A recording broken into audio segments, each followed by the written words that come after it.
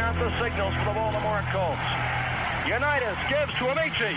The Colts are the world champions. Amici scores. It's amazing, sensational, dramatic, heart-rending, exciting, thrilling finish in the history of college football. California won the big game. 5 seconds left in the game. Do you believe in miracles? Yes! Unbelievable. This is Phil Steele. This is Mike Burnham. This is Wes Durham. This is Mike Ashley. Hi, this is Chuck Foreman, number 44 of the Minnesota Vikings. Woo, mercy, this is handsome Jimmy Vane, the Boogie Woogie Man. This is Coach Fry with Virginia Tech Football, and you are listening to Big Dog Sports Talk. Are you ready to rock? Are you ready to roll? Okay, let's do it. You're in the doghouse with Rick Watson on Big Dog Sports Talk, presented by Pulaski County Sports and Entertainment. Join us in the Family Fencing Studios and chime in on the McClellan Chiropractic chat line.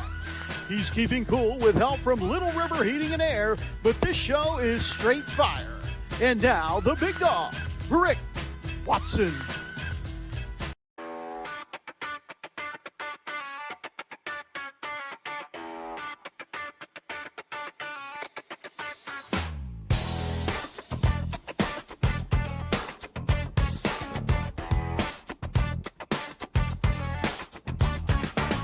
Rick Watson's got the mic, he's the big dog king. Cover sports so sharp, it's a new river thing. Virginia Tech fire, rapid pride too. Every stat, every play, he's bringing it to you. He's got that voice, deep as the valley, breaking it down, no dilly, no dally. Big dog sports talk, feel the bark.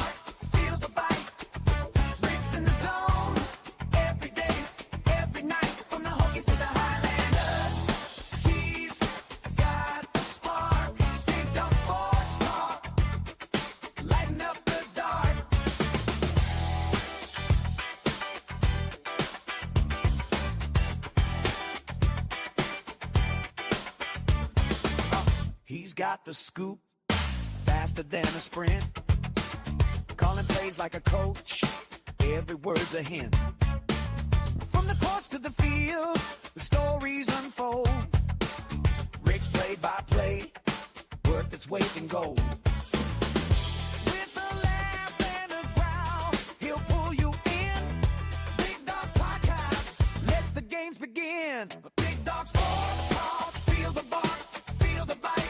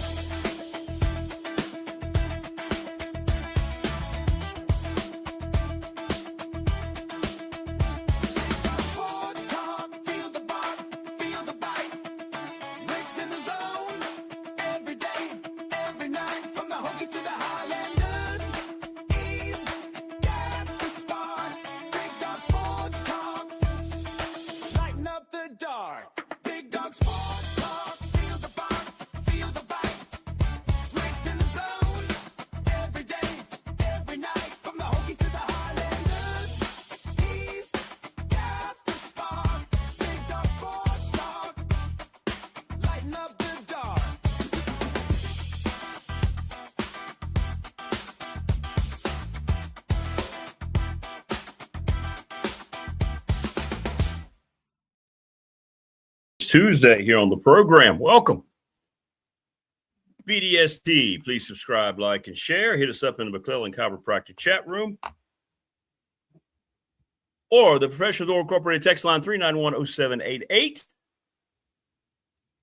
Here from our Family Fencing Studios, presented each and every day by Pulaski County Sports and Entertainment. Coming up today, We got a lot going on. Marva joins us. It's North Carolina week. Watch out. Tar Heel Fever coming up from Marva. We'll get into game number 1. What is up, Southwest Virginia to Texas? Brian Siegler from the Boundary Corner. And then Tim Miller from Pulaski County Sports Entertainment. Mike Burnup will be on tomorrow. He had a conflicting doctor's checkup this morning. So Mike will be back with us tomorrow. Don't forget our attorney Ryan Pry, BDST fan question of the week. Who, in your opinion, is the greatest NFL coach of all time? Hit us up you can hit us up. You can DM me or on the BDST text line, brought to you by Professional Door Incorporated. It is, let's see, who are we here? We're at 51 degrees, so might want to call Little River Heating and Air, 1095 Radford Street, 540-553-2971. You know, it's beautiful in the day. It feels great, and you better not leave your windows up at night because you go downstairs, it might be a little chilly like I did yesterday. 62, 63 downstairs. National Bank member FDIC, the exclusive banking partner of this program and me for the last, 37 years.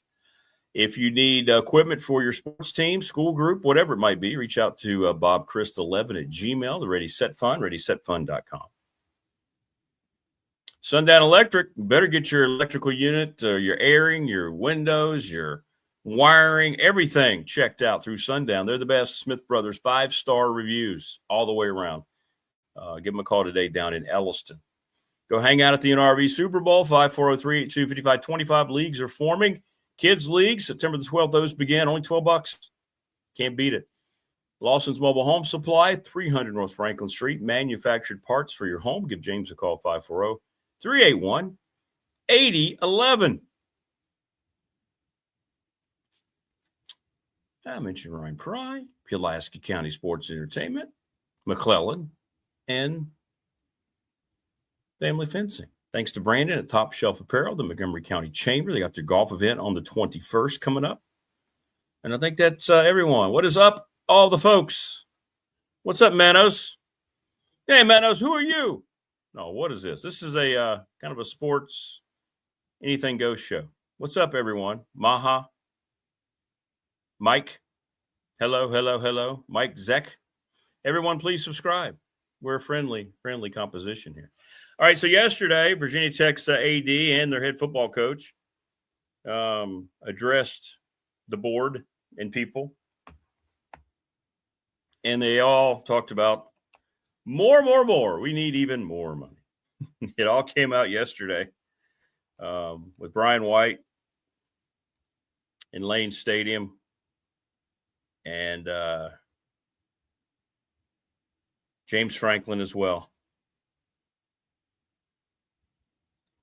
And it comes down to the things we've talked about. James Franklin talked about with the BOV that the potential in the football program. He says, hey, Tech's in the process of, catching up. If nothing changes, nothing will change. And here we are again, not giving any type of amount. We just have to have more.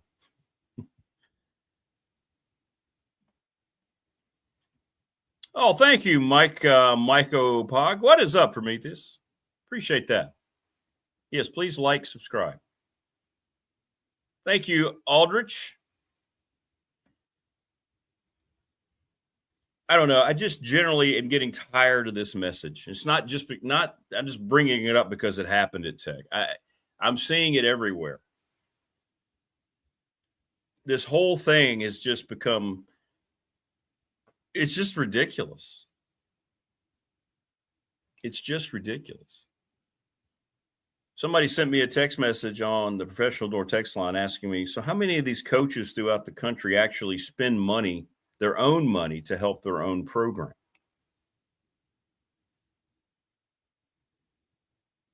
Thank you, Knicks fan. Appreciate that. I thought it was cool, yeah. Apparently it's a very popular beer, and I'm a huge Godzilla guy. Congrats again on your title. But what we're seeing is almost universally setting up scapegoating if things don't work. It's creating job security for people who are already paid way too much money. Every football coach just about at a power school is making upwards of $10 million now, most of them. James Franklin's close. I don't know what the incentives are. I'm sure it's there. And when you go to the BOV and you're talking about more money, I mean, you're asking for more money for them to approve and to fine. It's a little different than just always asking people. Again, you tell me any other business where you're going out and asking everyone else to create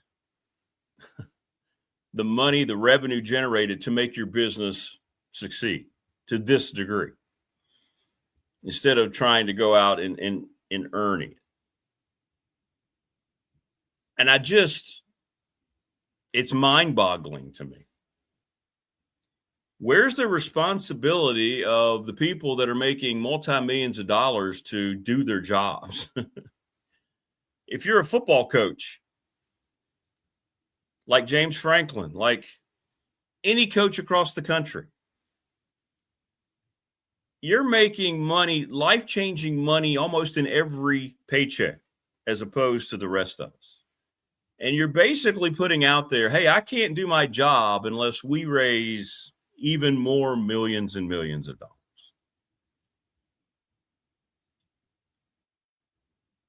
It gets a little tiresome. No one's denying that Virginia Tech under Whit Babcock sat around and didn't really do a whole lot and allowed things to fall into Armageddon mode.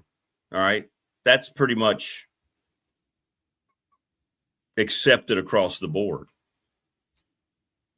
But the constant ask, I mean, every time it's about Brian White asking for money, it's about things like yesterday. And I just don't know how people are receiving that message. Matthew says they're bleeding the fans dry, tickets, fundraising, even fan apparel is getting way too expensive for the average fan. By the way, that deal is going to be extended. The negotiations are going on.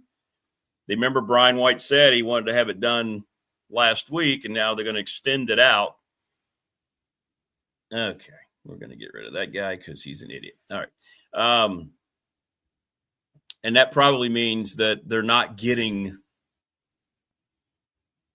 the value that they had perceived they would. And it tells me they're probably renegotiating with Nike.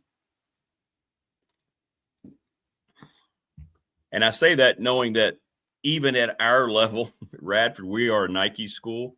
We had to go into a renegotiation segment with Nike. At least space out the time between asks. Correct. So this is where it becomes down to what many of you have already said. I know Prometheus, you've said it, and Tebow. If they win, then people are going to be even more willing to do what they want them to do. But my Lord, does this mean that if they're not giving you an amount, right? They're not giving you a goal. So does this mean, let's say Tech, and I don't think this is going to happen, but let's say they underachieve. Let's say they go 6-6. That's not going to cut it for most Tech fans. Are we going to immediately get the excuse? What is up, Opal, First Lady of the McClellan Chiropractic Chat Room? How are you? Good to see you. We don't see you enough. I know your schedule changed, but it's nice to have you back. Does this mean at the end of the year you're going to go, hey, well, you know what? We could have won 2 or 3 more ball games, but we didn't quite get enough money. So this is on you, fans. How about you're the one making $9 million a year? Your coaching staff. Add up the coaching staff costs.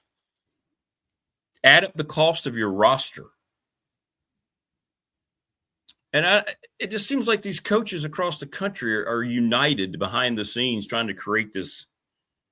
All right, we need a little bit of luxury here. We need some luxury time. We have to scapegoat this whole thing in case we don't succeed. It's not on us. It's not on us. Knowing they have these buyouts regardless to protect them. But, I saw all the responses and people just seem to be buying it hook, line, and sinker, man. Or many people, not all people. A lot of people are talking about this like I am today, but a lot of people are just like, oh, got to do more. They're right, boy. Things are terrible. Look at them. Look at them unveiling all this over here. And Penn State fans are having a field day, saying this is what we tried to warn you about, Tech fan. He was always asking for more, and more. It was never enough. Is it never going to be enough? I guess that's the message across the country, not just at Tech. Is it ever going to be enough? Geese, Tech opens with VMI as 50.5-point favorites.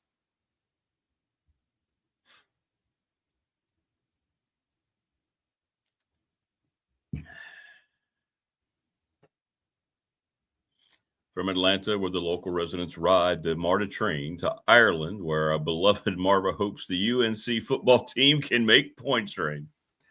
In Palm Coast, football is back, and we can't complain. BDST is alive. Good job, Morris. Yes, Knicks fan. It is a layup to start the James Franklin era beyond layups. Correct.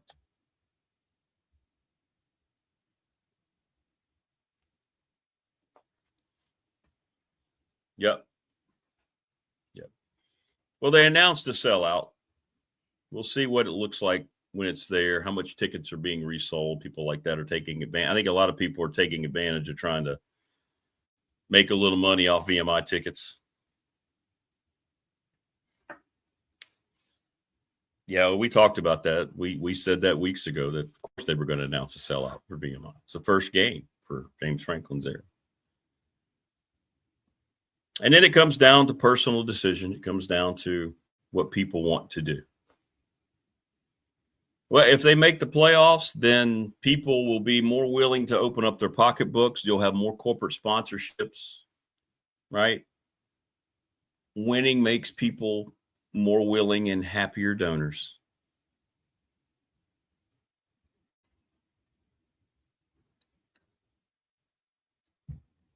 No question. No question.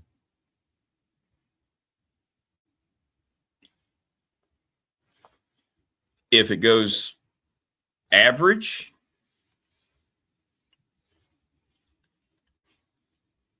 I don't think they're going to have nearly as much success that they normally would have. But we'll see.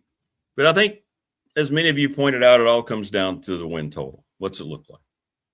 What's it going to look like?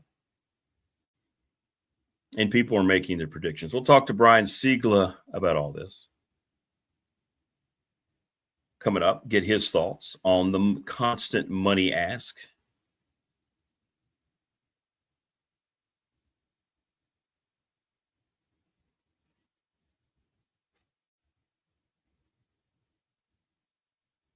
And we'll see what he thinks about it all. And is that the cure for all? I mean, it doesn't guarantee anything. It doesn't guarantee success at all.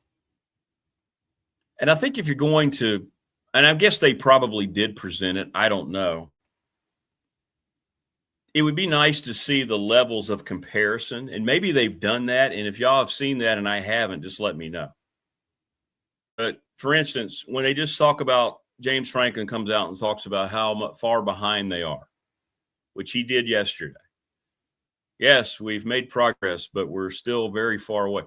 Okay, so what does it look like? Can somebody provide the level of where Tech currently stands and what they are aspiring to get to? Are they looking at Ohio State levels? Are they looking at Michigan and Alabama and Georgia levels? Are they looking at Miami and Florida State? I mean, where's the comparison? That's what I want to see. And maybe they did that in their presentation. If I'm somebody on the board, I think I'm asking that question. Right? Thanks, everybody. Thanks to all the new subscribers.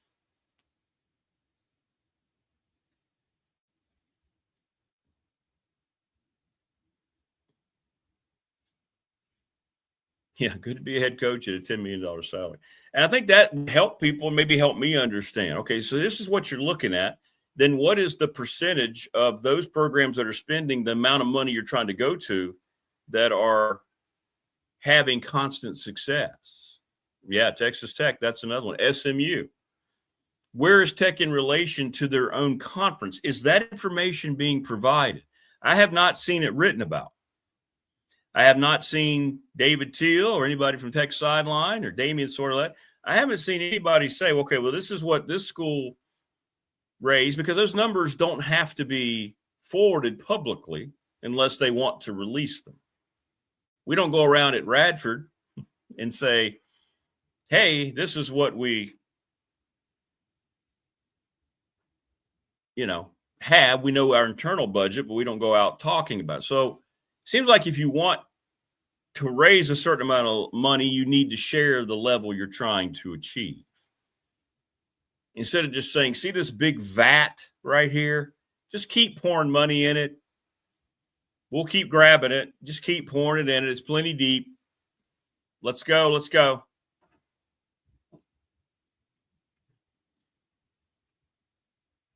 And what it is, it's the expectation.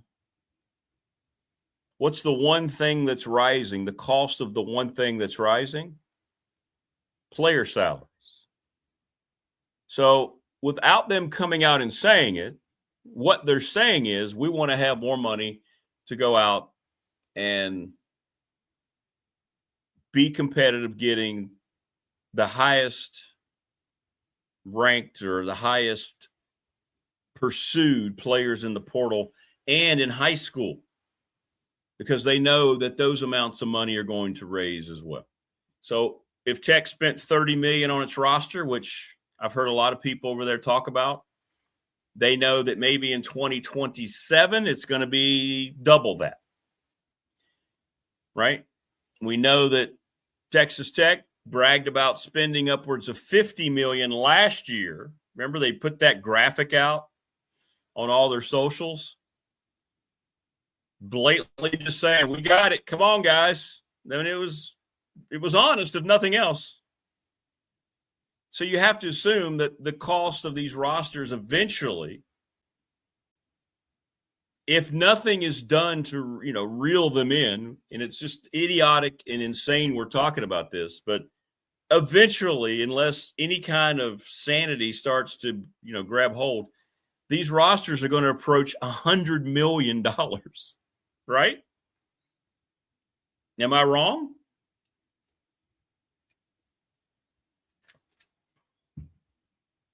In the next couple years, right? Don't you believe that? The norm, and I've seen Josh Pate on X, and you name some of the people that you respect on there that cover this stuff nationally and full time, saying that rosters are going to be, at the very least, you have to be at 50 million if you want to be a championship player. And that's right now. What's up, Ron? How are you? Good to see you. Good morning to you. So yesterday the message was, hey, we're doing a little better, but we need a lot more. And I'm wondering what kind of questions the BOV, who are all made up of very smart business people, are throwing back at them at this point. That would be my first ask. Where's the literature about what we have and what you're trying to get us to about all these other things? Let me see the numbers.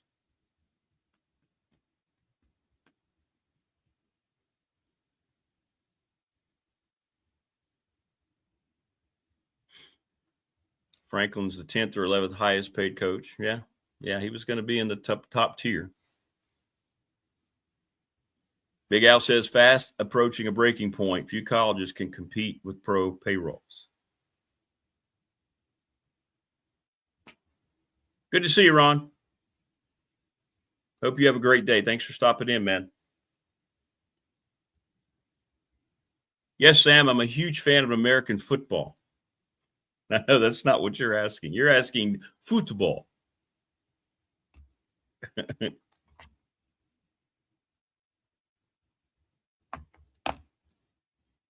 But am I completely off the mark here? Do you not see $100 million in the future for your college football roster?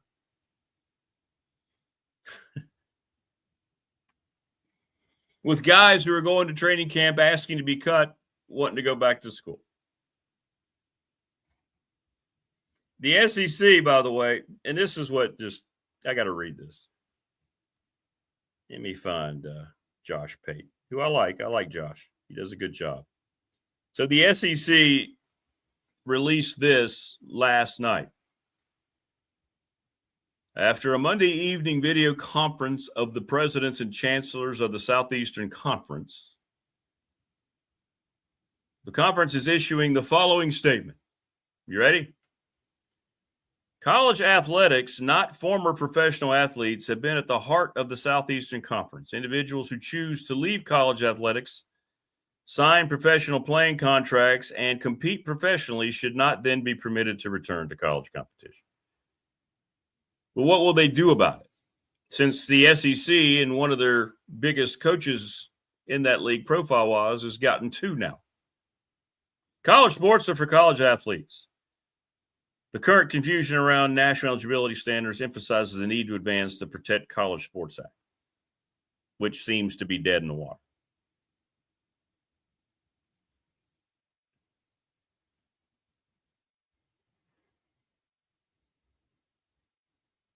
Yeah. You know what? Give me the days of money handshakes. Just give me the days where you're going out and playing a game, and then there's when you're putting away your gear to put it in the laundry, and you're going through your locker, you lift up the trap door of your locker, and there's a brown paper bag in there. Oh, I pine away for those days. So the SEC releases that statement. Okay. So what are you going to do? Are you going to act on it, Greg Sankey? What does that even mean?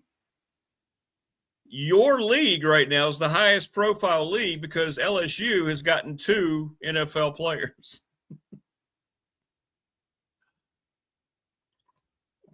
The hypocrisy knows no bounds. And these are the people that are in charge of running college athletics, which is why we are where we are. Right?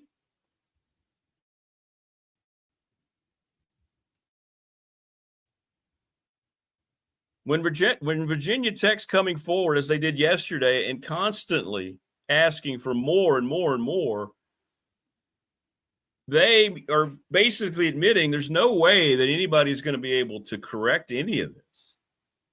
So we just have to keep on and keep on asking for more and more and more.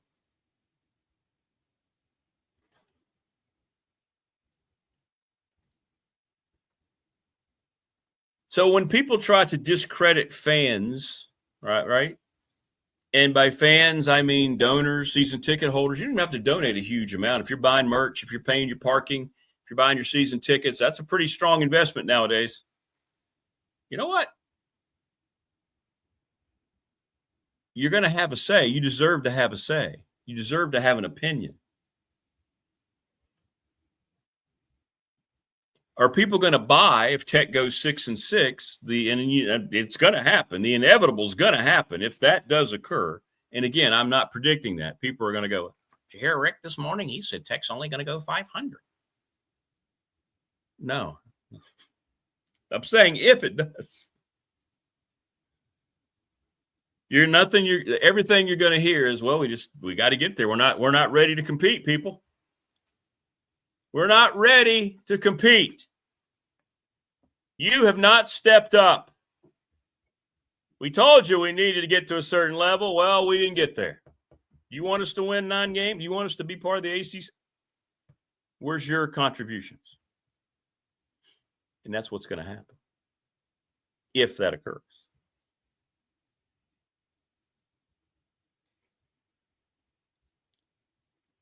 Does Eanes Cantor Freedom need to play college football as well? Yes, he does.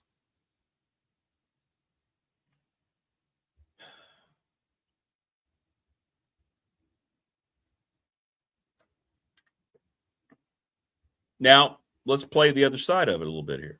Let's say that all this is by the board.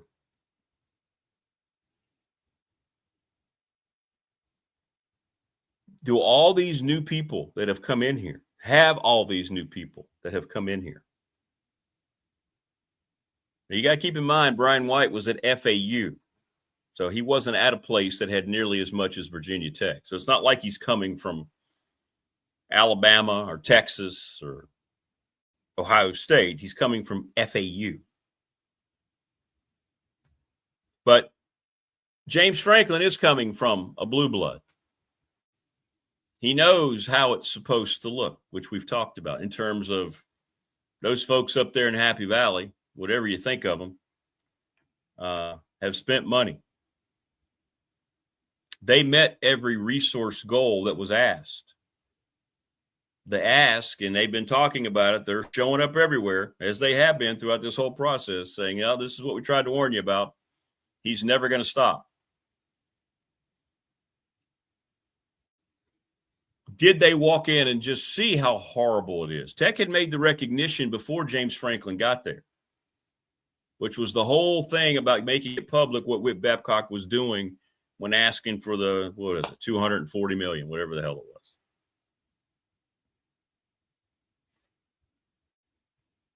James Franklin, what did he talk about when Brent Pry, when he rehired him as the defensive coordinator? Well, he didn't have the resources here he needed to succeed. So maybe it's a little bit from column A and a little bit from column B. Maybe there was immediate recognition, right? James Franklin spent the first 3 months here talking about how bad the facilities were, deconstructing Merriman. He mentioned it throughout his speech at the chamber event back in the summer. This is what it needs to look like. You can't bring kids in here and show them this. You can't say you're at a Power 4 and look like this.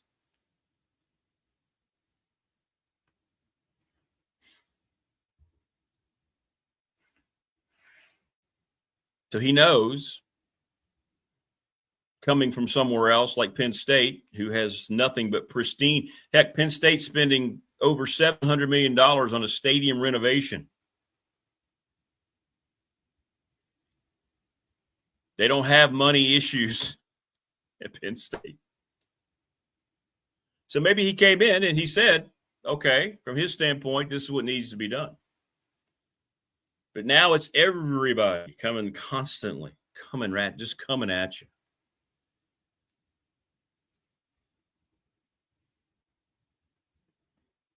And now they're saying that, hey, everybody's been asking about what? Sufficient internet connectivity. And now, hey, it's been promised in 2027 by Brian White. We've heard that for how many years now? Lane says, thank goodness we got those new lights and scoreboards. It will translate into wins.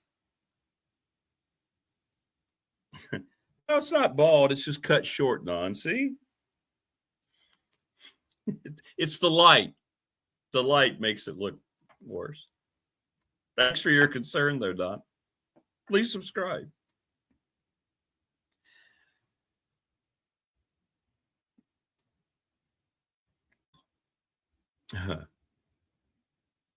The additional money will come if Franklin Company win at least 7 games. Ron says 2027 would have a different level of excitement. Yeah, if they have a winning record, I think that's what it's going to take to keep the momentum of money raising in there. Just how much does people have to set aside? I mean, do you, as like me, as a common work person, do you have, as you're making your budget, you think about your bills, you think about payments you may owe, your mortgage. Oh, I'm going to set aside X amount of dollars for James Franklin and Virginia Tech. I mean, how many people can afford to do that at the level that they're asking? I don't, can't imagine it's the majority. Well, if Dabo was talking about how Clemson is way behind, then I don't know where he's talking, because if you've never been on campus at Clemson, they are in want of nothing.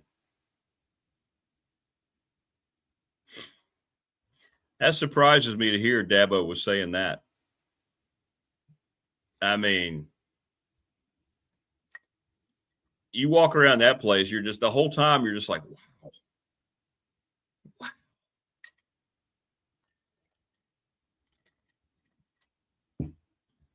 Crazy.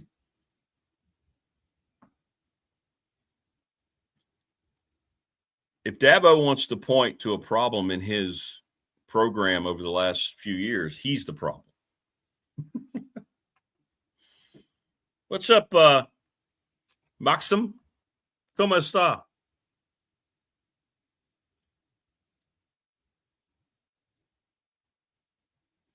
All right. Dabo decided not to invest the way he needed to. It would have been a very, I think, a hot spot for portal kids with the success they had coming out of the Trevor Lawrence era, right? Big Al says Virginia Tech is an engineering school with a national reputation and had the first director of NASA when a man landed on the moon in 1969. How come Virginia Tech can't have adequate internet service in 2026? It's embarrassing. IPTE, Wade says, stands for I Pay 10 a Year, which is the historic origin of the acronym for Clemson University's primary athletic fundraising organization. Franklin was about having the biggest home on the street, not having the best possible family within the home. Well, that's probably accurate. He's not worried about relationships. He's worried about being as armed as he can to have success. And I'm not denying that he got here and found things insufficient for what he was used to. That's not what this is about. This isn't trying to defend Virginia Tech and how far they had let things go under Whit Babcock, because that clearly was the case, right? I mean, a lot of the things when they went into the hiring post Justin Fuente was, well, they didn't want to go out and spend a lot of money on the next head coach, and that's why Brent Pry, one of the reasons Brent Pry got a shot. That, and they overcorrected. Right, you look about it retrospectively. They went against the Frank Beamer, family tree and the whole way of Tech doing things. Brought in a guy from the outside, did all they could to change that, and it backfired. So then they wanted to bring in somebody who had been there at some point, even as a GA. Keep in mind, nobody else was looking at Brent Pry as a head coach. So nobody's sitting here defending where Tech failed, because they did. They did. But I believe what this is, without them saying it, because nobody wants to talk about it. I think if you were more open about it, you have to act in the environment for which the atmosphere is set. So right now, the atmosphere in college athletics is there's no rules. Clearly, we see that every day with this embarrassment of these guys going to training camps and coming back trying to go to school to play football. They're not going to school. They're playing football.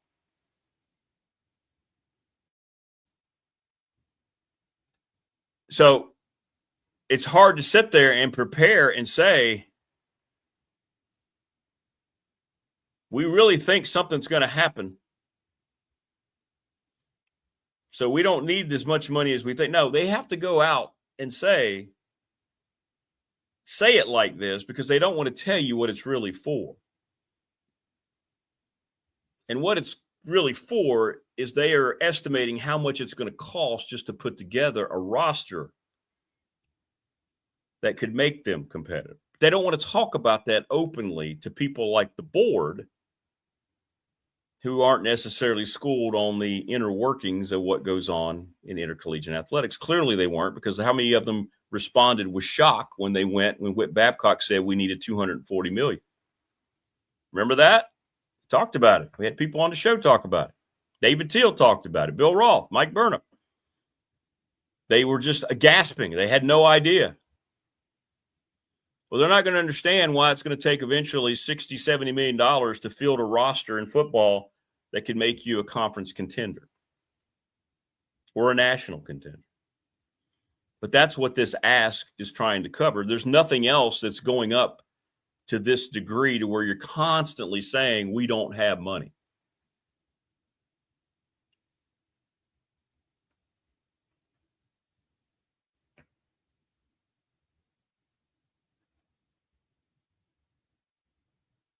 You think about it. Does Lane Stadium, other than the aesthetics, right? And Wayne pointed out, you got the new scoreboard. You got the new lighting. They're going to have, apparently, finally, the internet fixed, hopefully. Knock on wood, next year. They've redone the chairs. A lot of people didn't like it. I'm trying to think, what does Lane Stadium need refurbishing? What's up, Man United? Good to see you again. Do you ever look at Lane Stadium when you're sitting in it and go, boy, this place is a dump? I mean, it's one of the most pristine places in the country, in my opinion. They've got the football facility. They've got the weight facility. I mean, you tell me, you point out to me where anything is skyrocketing more than players' salaries on rosters across the country to where this constant, we're not where we need to be, would fit. So why not just come out and say it? Let's just come out and say it. Right? We need this to pay this. And I think maybe you'd have better results.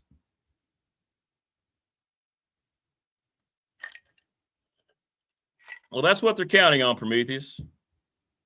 The common belief that you just posted. I personally don't care about all that stuff. I just want to win. What does winning look like?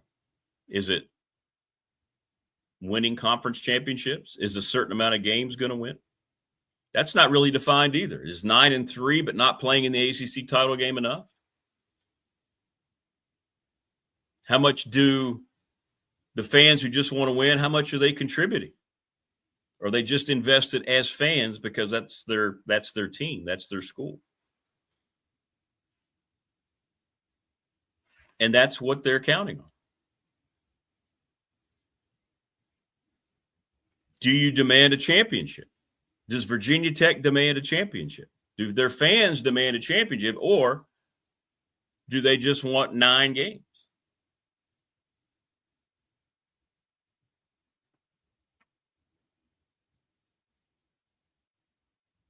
I mean, Virginia Tech necessarily wasn't head-to-head in the arms race when Frank Beamer was competing year in and year out for ACC championships. Now, we didn't have all this, but players were being paid. We'll never know the amounts, but they were being paid. But what did it take? It took Mike Vick. It took a constant recruiting push, the kind of talent infusion. And I believe that when you see these asks go out constantly, it's about talent infusion. I don't know what else it could be. Tech's travel is top notch. We're just talking for the football program here, right?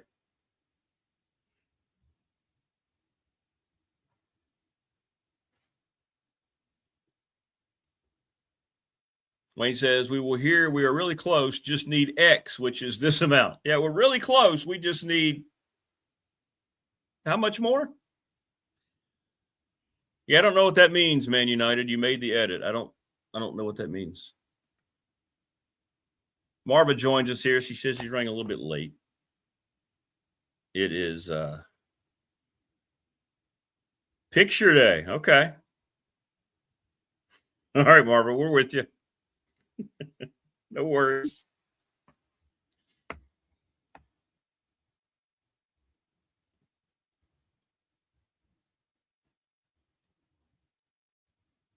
Nothing to see here.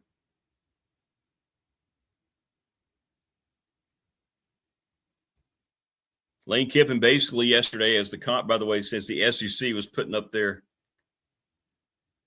comments last night, he basically got up and said, "You know what? My job is to assemble the best job at LSU, the best roster I can at LSU.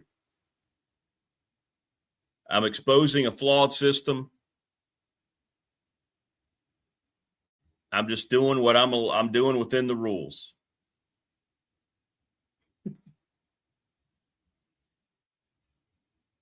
Let me ask you this: at some point, when do all of the rich donors, the millionaire donors, when do they say enough's enough? They didn't become millionaires and become wealthy because they were just throwing money into a bottomless money pit. They're going to want to see a plan and see something.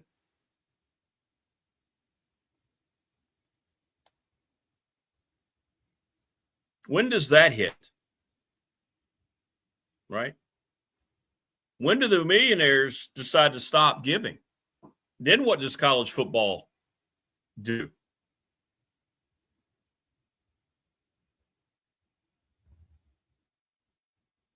Well, I don't recall requesting a Kevin De Bruyne edit, but okay. Wait till Marva has to take the pet iguana with her.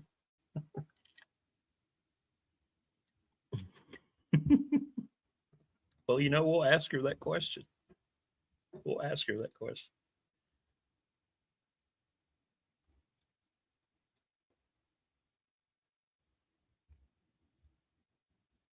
Well, we'll see. We'll see what happens. We'll see what kind of updates we get. We'll see if yesterday's presentations, we'll see how that's shaping up for people.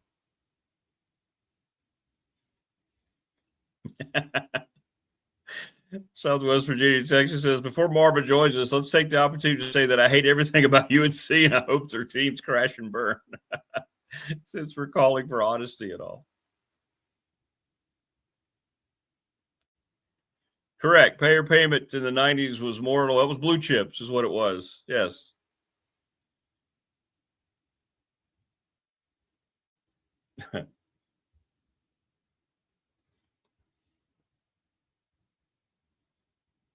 Oh, okay, I got you. I will check it out, Man United.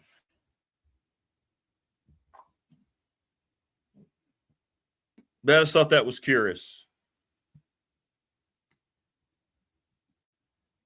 And it's the constant promotion of the message, too, by tech social media. I mean, it is the only message they're trying to get across right now.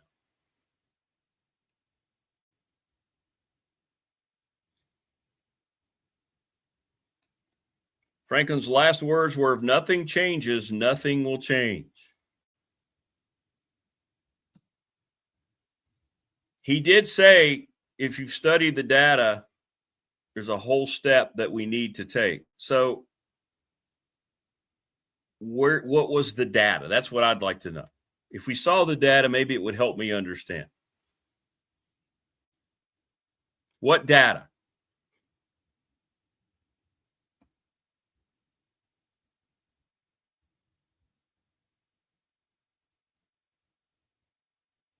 Like, what's the data? Were there numbers provided with the data? That was his exact statement. I just looked up to make sure I got it right. So did anyone ask for the data? Did someone say, okay, what's that data, Coach? Marva, I sent it to both email addresses.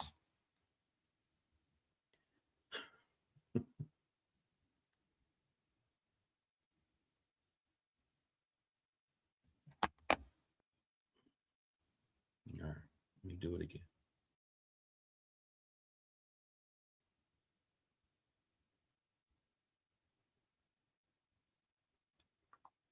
All right.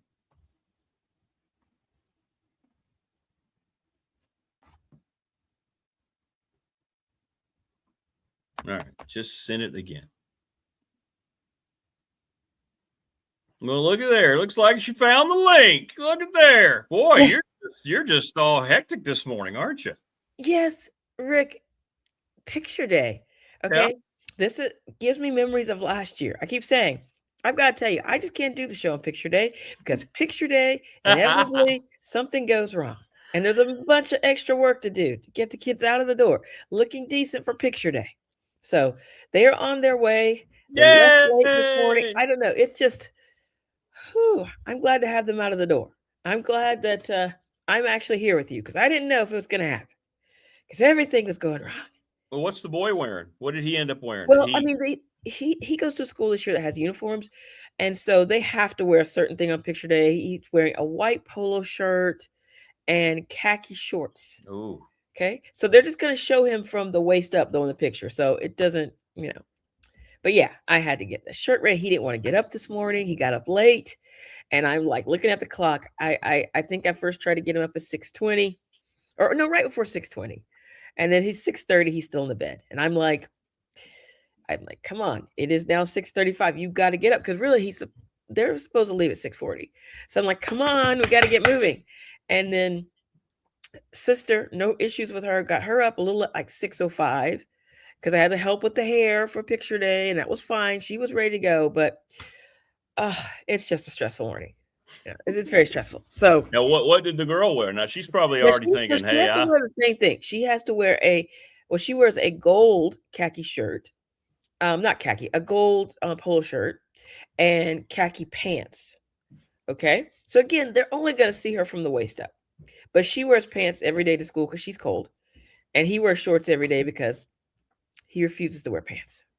But we did have to get him a sweater for school because it is extremely cold in their school. But he still will not wear pants. But he said, okay, I'll wear a sweater.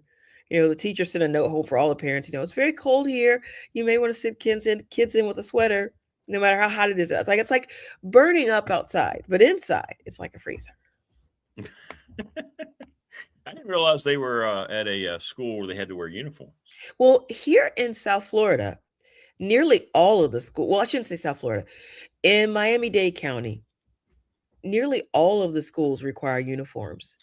So before now, they were actually at a private school, which oddly enough did not require uniforms because they were all about the arts and they're just like, whatever. Wow.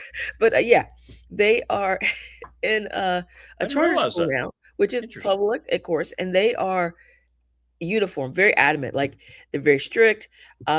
Shoes can only be all black, all navy, or all white.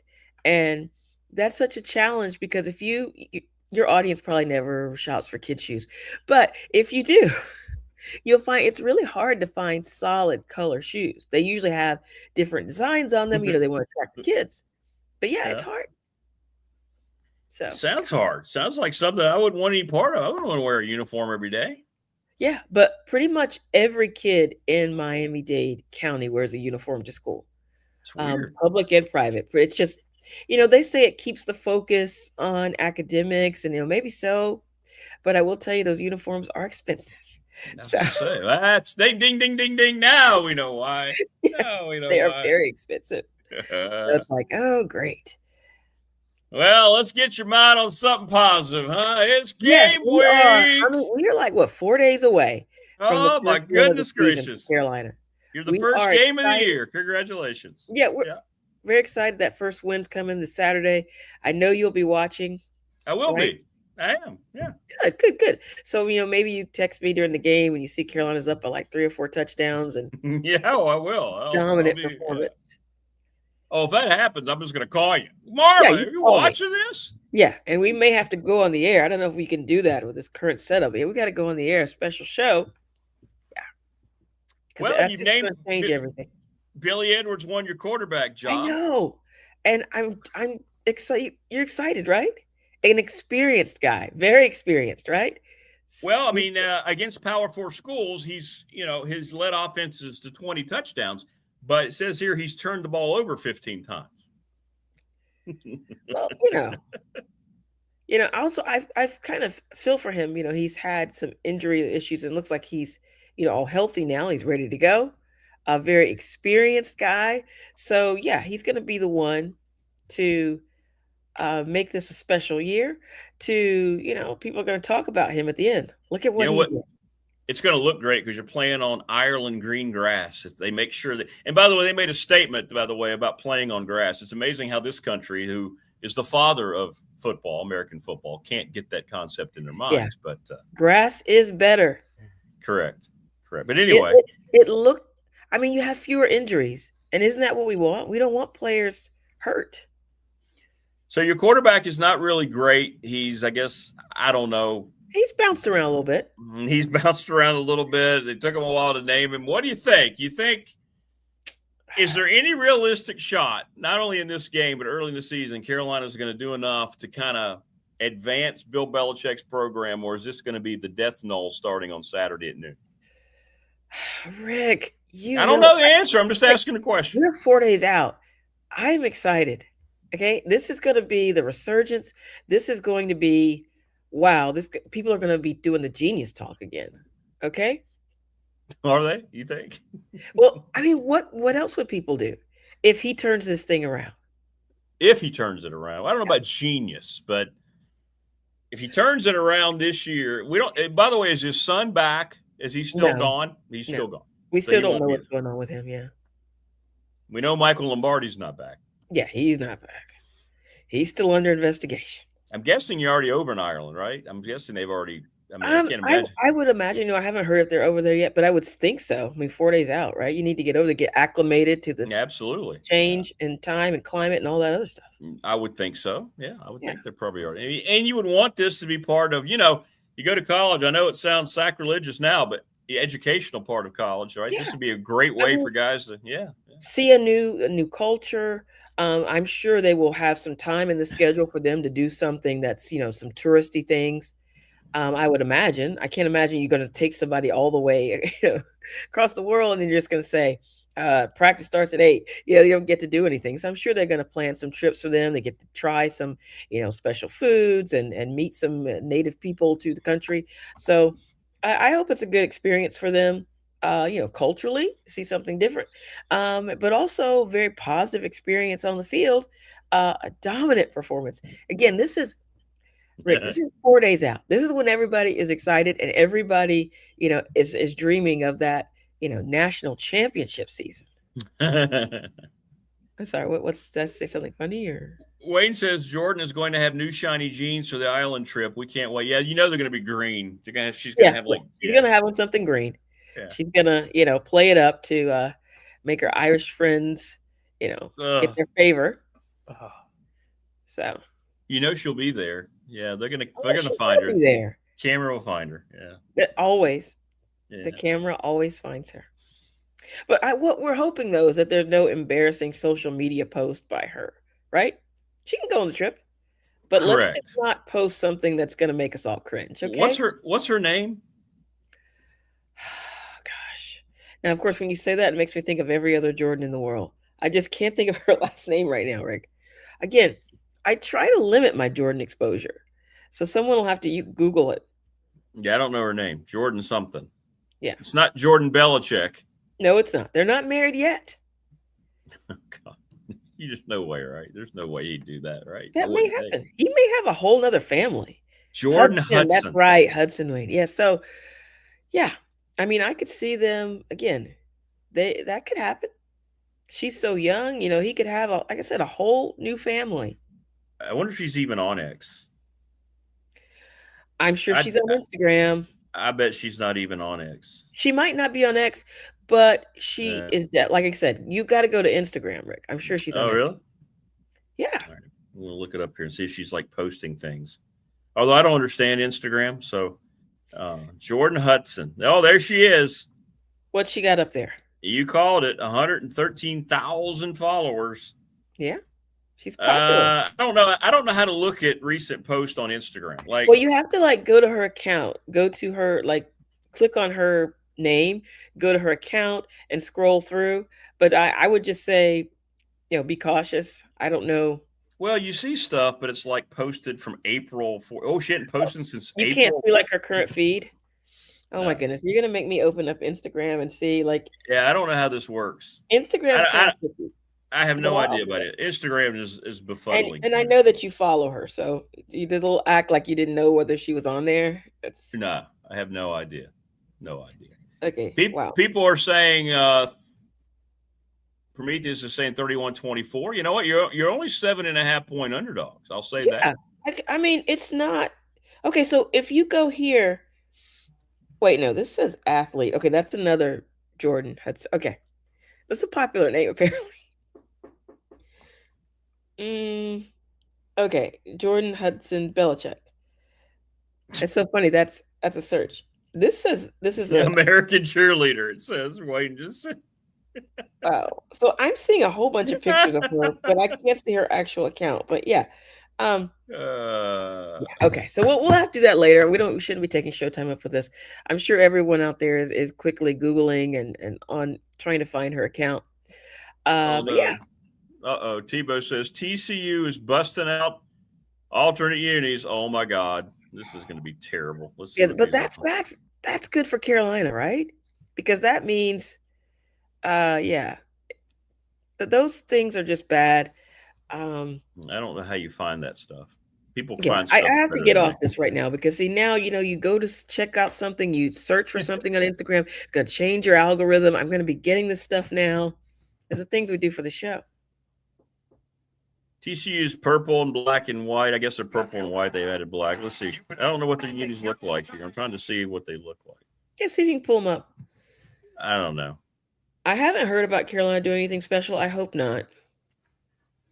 Yeah, because that's it's bad. You don't need all that. No, you're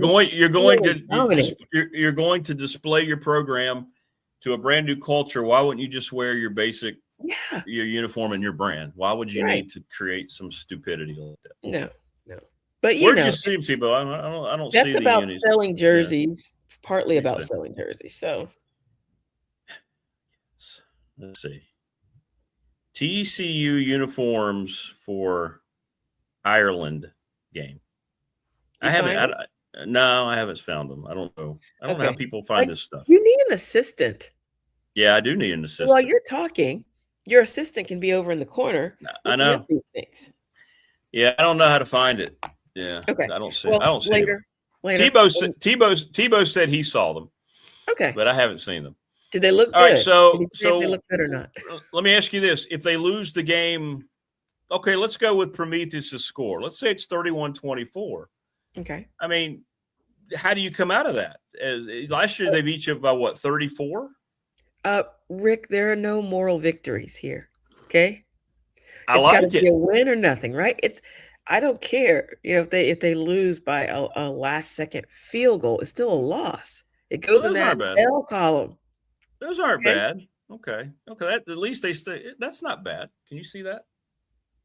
Yeah, that doesn't look bad at all. I don't like the monochrome. They shouldn't be wearing black on black. It should be like a white pant, but that's not bad. Okay. No, that's okay. Oh my goodness, Rick, you're making me have to admit that their uniforms aren't bad. Yeah, that wasn't bad, was it? No, it wasn't. It wasn't bad. I was hoping for something hideous. That's not bad. No, I don't like monochrome. Always looks bad, but it looks like they got the old Bruin stripes there. That's okay. They got them, Tebow. Thanks, man. Yeah, you're right. That's not bad. That's not bad. At least it doesn't alter what their colors are. Right. You still know who they are. It's so weird when once the game started, clicking around on a Saturday and you look up and you're like, who's that playing? Because it's so different from the school's regular colors. That's always strange. So if you guys improve and you look like an actual football team and you hang in there, and let's say they win 31-24, but it's tied and TCU scores late, I kind of think Prometheus' score prediction is going to be kind of the game it is. Okay. You wouldn't walk away from that. I know you wouldn't be happy they didn't get the win. But I'd say at least they showed up because we know last season there were several games. They didn't show up. They didn't show up, and it was so embarrassing. It was embarrassing by the second quarter, So I'm hoping that there will be no losses like that because, that's just demoralizing. And, you know me, I'm true blue, Rick, but there were times I know I just had to, I said, I can't watch this anymore because I tape all the games, but there are sometimes I say, I can't watch this anymore. I'll come back later and check out. I get it. Because there are some of them that were that bad. You can just go, we're down by 3 touchdowns. I'm going to do some yard work. I'm going to go do some iguana hunting, then I'll come back. Oh, There's been Tegu. a Tegu sighting. A Tegu sighting. Tegu, is he back? A picture. I don't know Henry's if back? Yes. And I took a video of him, and then I got a screenshot of the video because I think he was yawning, and I do think it's a male now. I've done a little more research. I do think it's a male. He was yawning, and I did a screen grab of the yawn, and it looks kind of terrifying. Right. I'm going to send it to you. Maybe you can share it with everyone. But yeah, I stood there and watched for way too long. I'm so glad he's back. That's great. Is it really? But yeah, I just sent it to you. So take a look. That's him opening his mouth really wide when you get that in. Okay. And this kind of like jowl area there, that's what told me that is a male. They said the males have a really big. Is that him? Jowl. Like you took that. Yeah.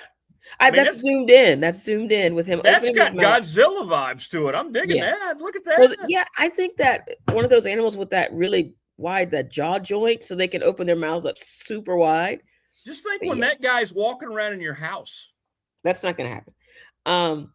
But yeah, I mean, and again, I am against calling Florida Fish and Wildlife as long as he stays in the back, right? If I ever saw that thing in the front yard, then yes, I would have to make the call because that's a little bit too close. But as long as in the back, whatever. I like that.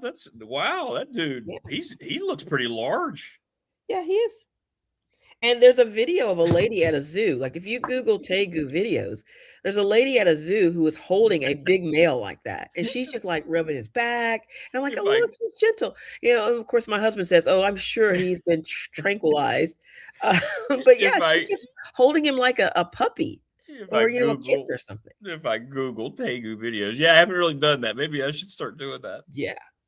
Well, sitting around at work. Sitting around at work at lunchtime. You know what? I want to watch some Tegu videos. You know what? I'll send you some. I should have sent these to you already. You could share them. Now he's impressive. He's a big boy. They're not trying to get you in their mouth, Wayne. Yeah, I think they are. Again, they don't eat people, but they can be aggressive if they feel like you're cornering them. Yeah. Ooh, what if you see Godzilla? What if he blows fire? Oh my gosh, that would be really cool. Pretty sure they don't do that. Iguanosaurus, Brian says. They do have a powerful tail, which they can whip around, like if they're feeling like you are getting too close. There's also, I found a video of one of them attacking a dog. I guess the dog got too close. So I'm keeping my distance. Like I never go outside when I see it. I stay inside. That picture was taken through a door. Oh, that's okay. Well, keep that guy out of your house, Marvin. You better not get a small kitten. Come in. He can't come in. He's not like one of the little lizards that come in. I mean, there was one of those this week, which my husband, I called him very calmly. He got like a plastic, I don't know if it's like a little butter container or something that was empty. We just had on the counter and he put it up against the wall and then slid the lid in and took him outside. Yeah. That's all you do, Rick. He's just going to make his way back. I don't know. Yeah. They say they come in. I don't know why they come in. It's just like I said, it's just like spiders, I guess, in other areas of the country. The little tiny ones, they come in. They're like this. Oh, okay. So they're not, no one gets scared. It's just like, but please, I do want them out. But, Are you going to take the Tegu to the new Godzilla movie in November? He might enjoy that.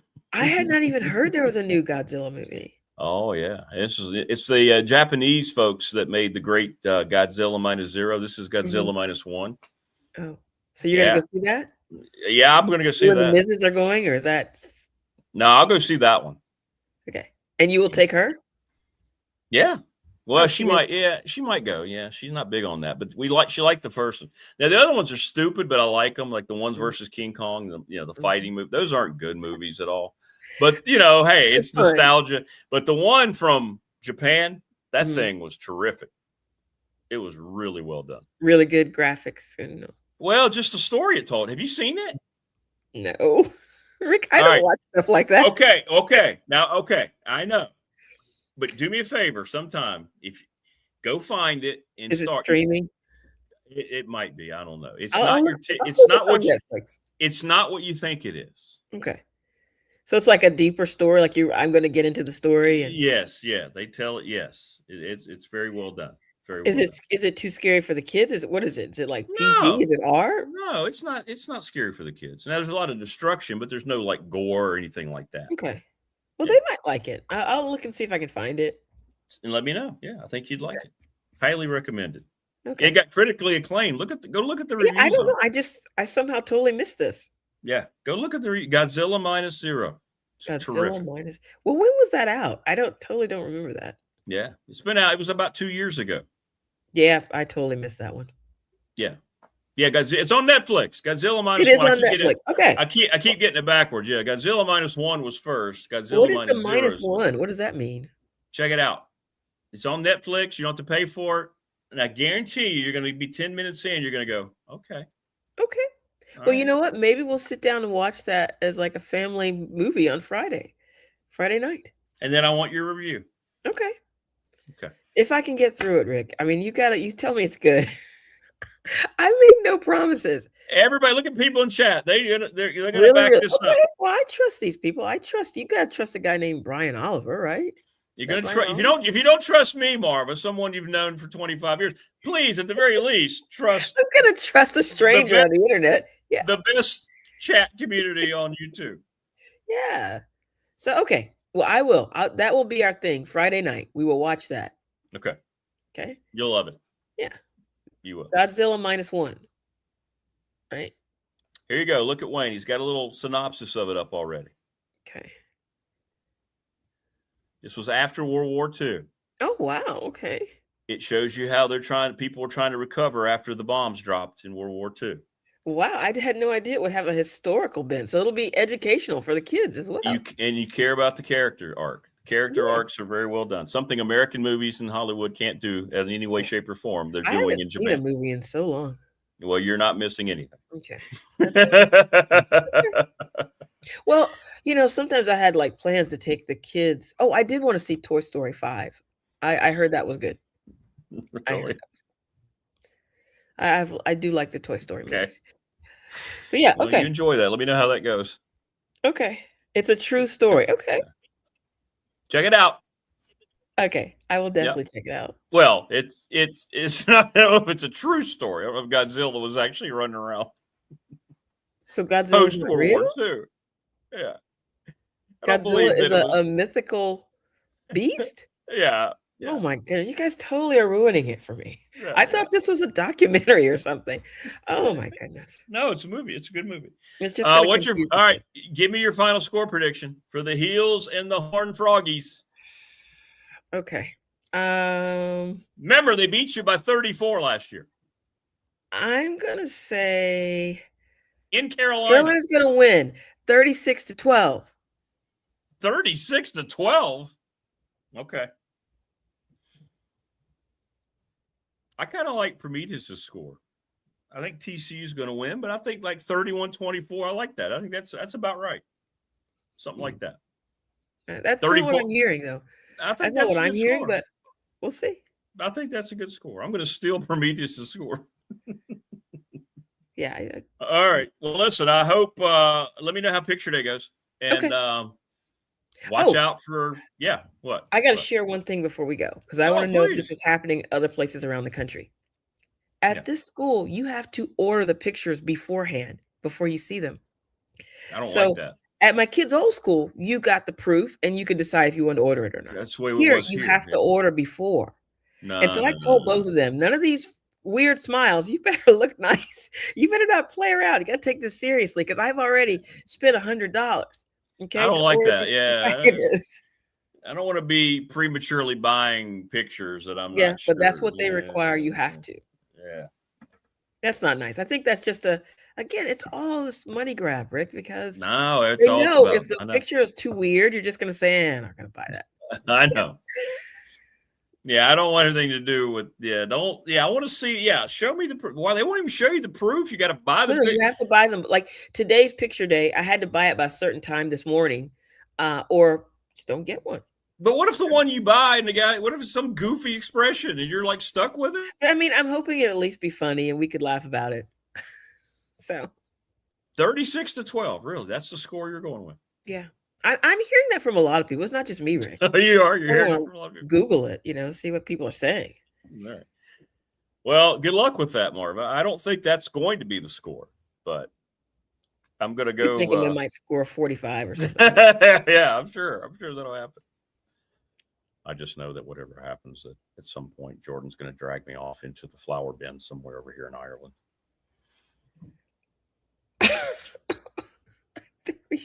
Okay. That was actual foot.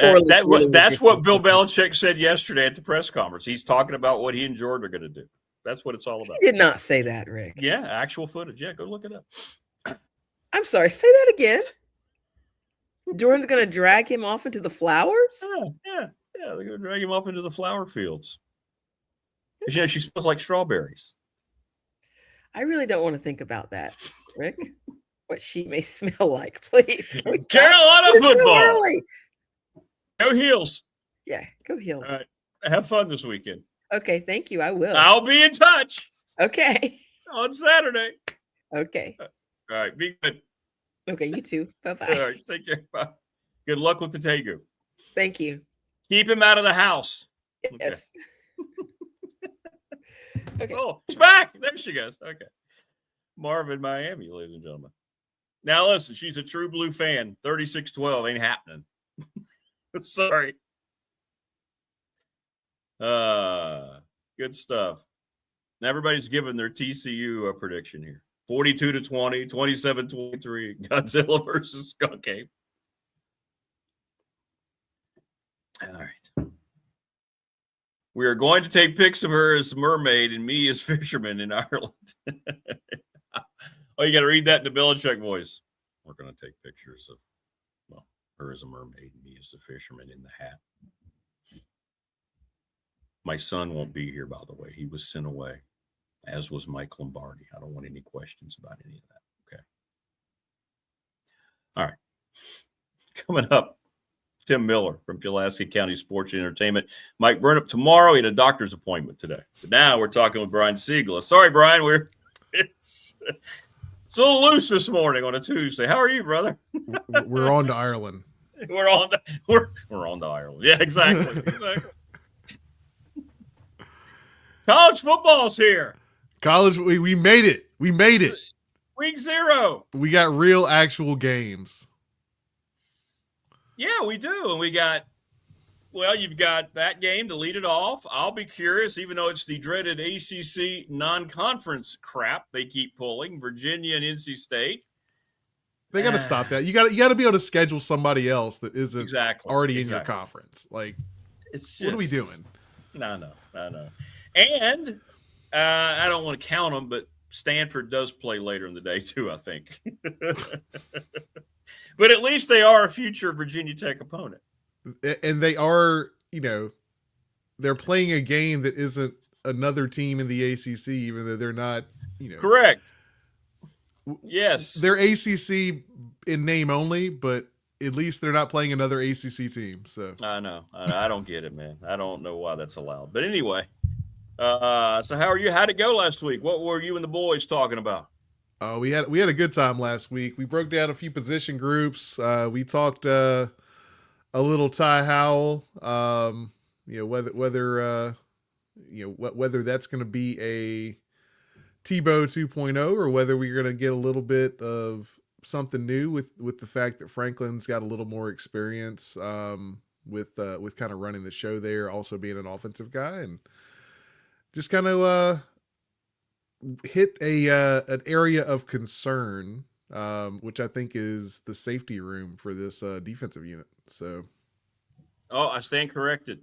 The attorney Ryan Pry, who went to UVA, says it is an actual conference game this year. Is it the first one? The first one? That's what he says. Yeah, it was going to be in Brazil, and then they changed their mind because they realized how stupid that was for their traveling expenses. Wait, did that game just become their bonus game when we went to 9? Is that what happened? Is that what happened, Ryan? I bet you that's exactly what it is. So I bet you it wasn't, and then they decided since they were playing it, that's just the 9th conference game. Well, good. That makes me feel totally different about it. Because I didn't understand, who was it that played it? Was it NC State and Wake or somebody? Who was it? Duke and somebody last year did it. I thought it was UVA again. I thought it was UVA and Wake Forest or something last year. Oh, I think you're right. Yeah, I think you're right. Yeah, UVA was part of it, weren't they? I was pretty sure UVA, because like I think I remember there being some discourse where we gave them some shit about it. Correct, and they deserved it. Yes, 100%. Well, good. That makes me feel better about it. Then now I'll watch it better, and I'll be more into it than this non-conference crap. So, but anyway, there we are. So it was NC State. It was NC State. Okay. So it was the same matchup. So I'm guessing, was this year going to be the same arrangement? And then, like you said, since they had to have 9, they just said, you know what? Instead of changing around our stuff, that's now a conference game. Yeah, it's already on the schedule. Yeah. I mean, for a team like that, I mean, that's a lot easier than trying to figure everything else out. I mean, we got instead of going 2 hours up the road, we end up going to SMU. So I think that's right. They made it easy for UVA and NC State there. That's right. NC State did win. Yeah, NC State did beat UVA last year.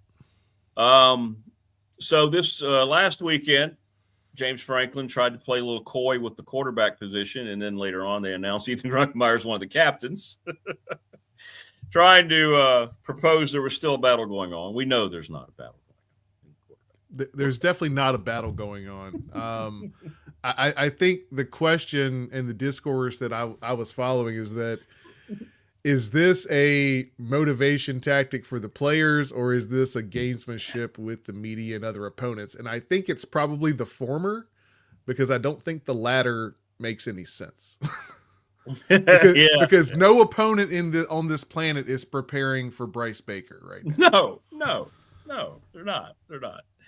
VMI is, I don't know what, the VMI mindset's interesting to me. Here's the other question. And I saw this brought up a lot.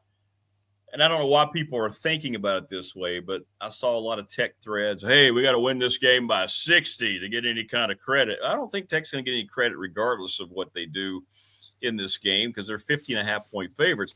My question to you is, being a military school and given the history, if you're James Franklin, you're kind of in a tough spot, because you're going to beat the crap out of them. Yeah. But if it gets to a point, you got to be like, don't you have to be conscious of what VMI represents in the state and even in your own fan base, than to just sit there and constantly, or does it matter at this point? Are we at the point where none of that matters anymore in sports?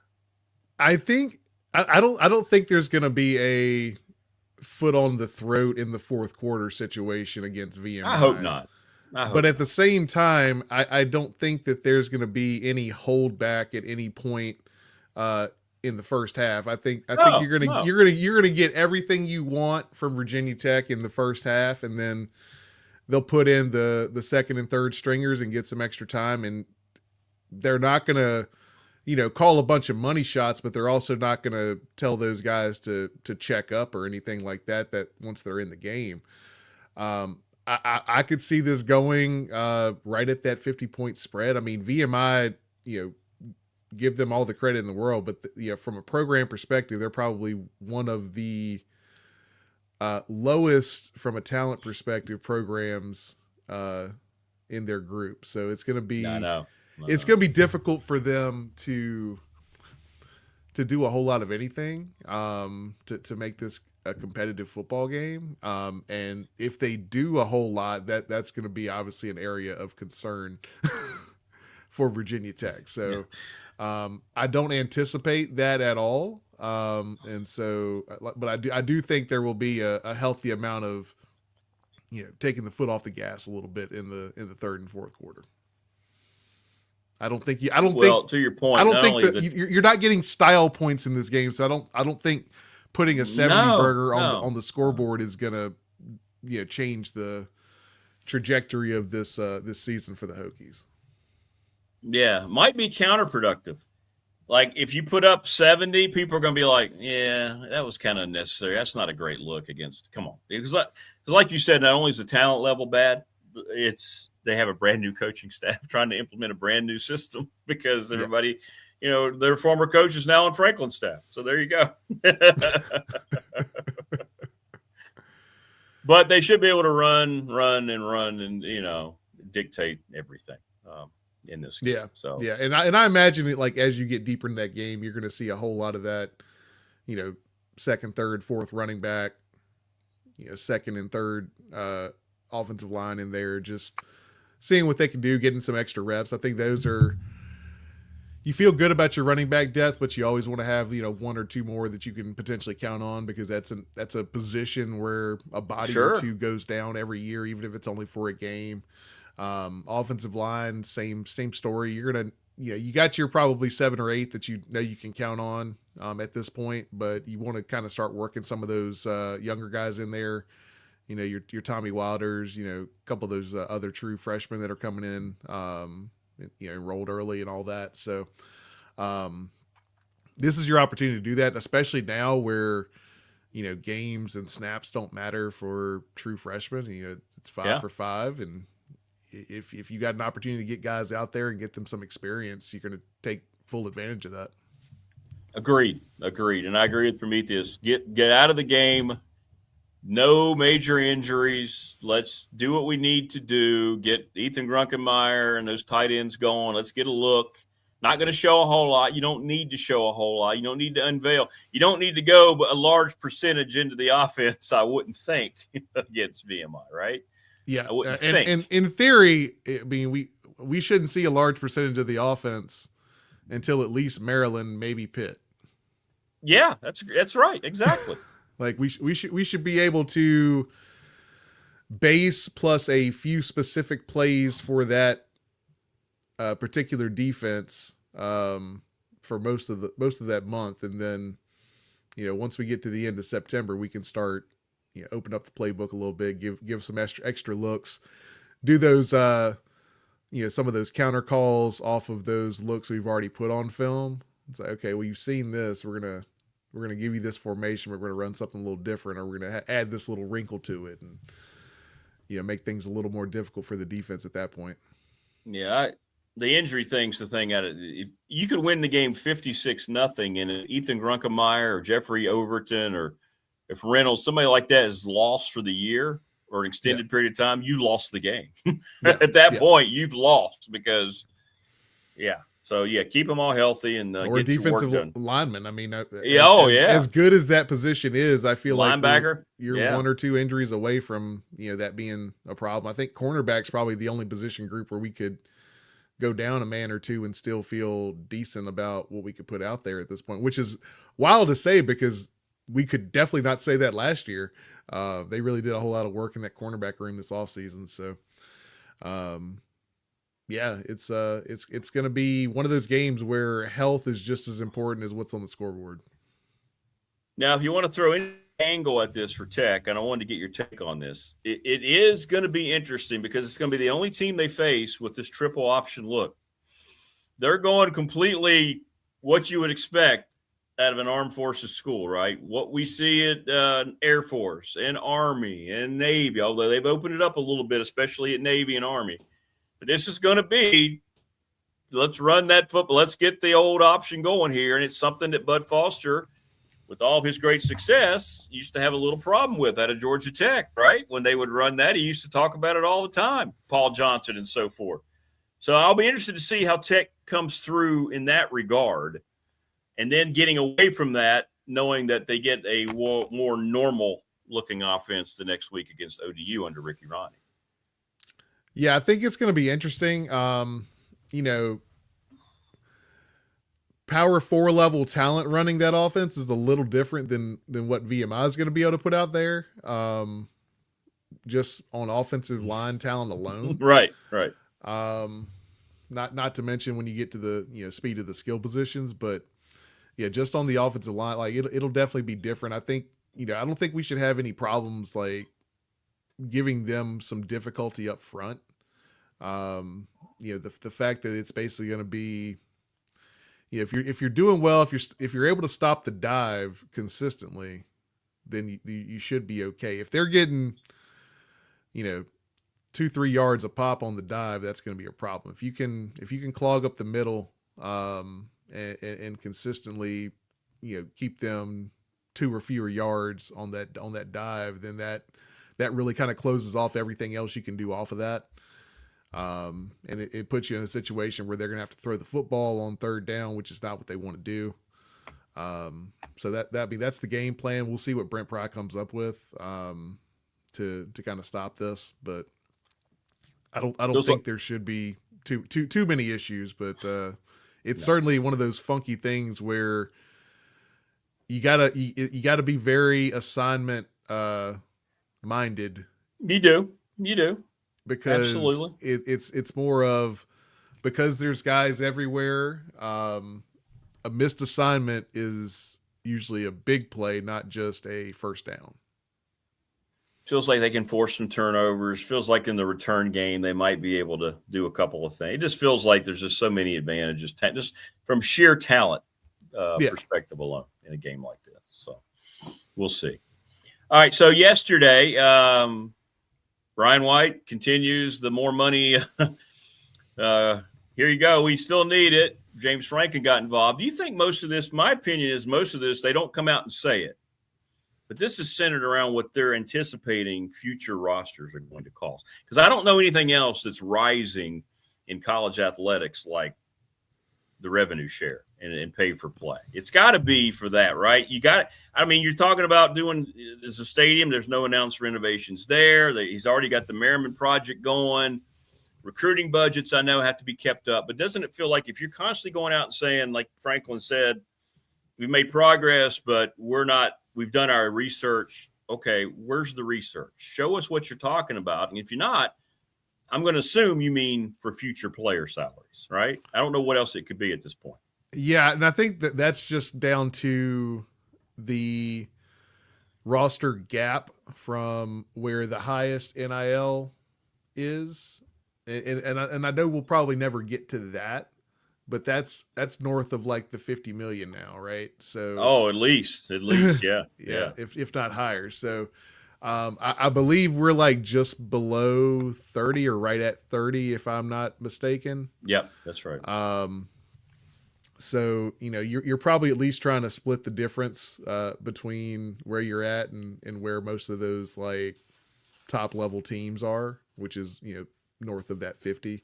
I think if you're trying to aim for that 40 or 45 in the next year or two, that's probably, it gets you in a little bit more of a competitive area. That also means that what you're building, you're ready to bring that to fruition with the money you need at the time you need it. All that being said, I don't know if this latest Louisiana intervention is finally going to push the SAVE Act over the Save College Football Act over the finish line, because that almost seems a bridge too far for even a lot of those SEC and Big Ten country representatives. Yeah, like what they said last night, they released the SEC ad. It's like, yeah, I'm with you. I think that's dead. I think it's completely dead. I hope I'm wrong. I want to be wrong, but I hope it's dead. I mean, I think it's dead. We'll see. Yeah. It's just, it's interesting to see what, that came out, and whether or not that impacts the trajectory of what we will need from a financial standpoint. I mean, we're still going to have a target that we're aiming for, from a roster standpoint, but at least we'll know what the target is, and we'll know that in theory, the other teams can't go above that. So it'll make it a little bit more of a even measuring stick if you get that passed. But at this point, it's growing every year. And so if you're not growing, you're falling behind. Well, and that's the key, what you said. If there's anything going to come out of this, and let's say that act does pass, the cap is going to be the thing. That's what I want to see. There's got to be something to control this. Common sense, or at some point, the rich folks are just going to say, we don't have it and we're not doing it anymore too, right? Because they're rich for a reason. They're not just throwing money into a cavern. So that could stop all this too. But yeah, something needs to come in to put a cap on it, since nobody seems willing to do that themselves, especially those haves, as you mentioned, that are already spending probably $60 million on their roster or more this year alone. Ohio State's been, I saw Ohio State's, they were estimated it's over $70 million. We don't get the numbers, so who knows? But I've see people talking about it. They're like, yeah. I mean, so who knows, right? Yeah, and I know they had Virginia Tech kind of in that like third tier of NIL. It was like the very elite. It was like a handful of programs, and there was like the second tier, which was like half the SEC and a couple other Big Ten teams, and one or two others, and then like Virginia Tech was firmly in that the best of the rest. The best of the rest. That designation. Yeah, that old designation. Yeah, I don't know. I think that's what it all has to do with, though. But we'll see. We'll see what the future looks like. And the SEC saying that last night is obvious stuff, but it's like, okay, like Josh Pate asked, okay, we see your statement. What are you going to do about it, Greg Sankey? What are y'all going to do about it? You sit there and complain about it, but nobody's willing to do anything. It's because most of those schools are, okay, we're good. We got money. We're good. We're good, I mean, LSU was not complaining. No, it was something. It was a statement that came out about their conference, and yet LSU's taken two of the pros. Yeah, I mean, LSU was the biggest benefactor here. So I mean, I know. Former Hokie Daquan Wright. That's exactly right. Yeah. Wow. What are you guys getting into? You going tonight? Is tonight the night? We're going tonight. Yeah, we got Grayson Wimbish and your buddy Dwight Vick coming on with us tonight. Hey, DV going to be there. Tell him I said hello. Well, that'll be good stuff. That'll be good stuff. Oh yeah. We're just closing things out, doing a little talking a little offensive line, a little running back room, linebacker. We're gonna get into dig a little bit more on this interesting setup we have with former head coach Brent Pryce, the defensive coordinator, 1 year removed. So we'll talk that through a little bit more and get figure out whether these guys think the Hokies are going to hit the over on the 6.5 Vegas estimate they have for win-loss. So we'll see how it goes, but it should be a blast as always. My feeling is yes. Yes, they will. They'll be over the 6.5. I believe that. So far, everyone's hit the over, so. Yes. I don't see it being. If it is the under, then you have a different problem, and then that money ask is going to fall on deaf ears. If it's 6-6, that's not going to do it for people. It's that's a much harder sell. And it's right now Franklin's selling a vision. If that vision starts looking a little dicier than what the initial sell is, we'll see how quickly that money dries up. But at the same time, 6-6 would be a big disappointment. I don't think it would necessarily derail what they're trying to build. But it certainly would be a disappointment. I think just from a fan base perspective, I think we were, most of us are expecting at least a decent little boost here, at least getting above 500. It's interesting because the home schedule is probably the easiest home schedule Virginia Tech has had in a long time. But the travel for this away schedule combined with the opponents is as difficult as we've had in recent memory. So it's going to be interesting to see how that shakes out. I mean, a lot of people have, when you look at win losses, most of the losses that people are giving us, in theory on paper right now are on the road. It says, three of the better teams in the ACC are on the road. Some people have a pick 'em between Georgia Tech and Pitt for any of the home losses. Yeah. But most of the people are throwing all the L's on the road. Well, yeah, I agree with that. I think that would be massive if they could navigate the entire home schedule. And then, you know what? If you go out on the road and steal a couple you're not supposed to, all of a sudden you got that 8-9 win total.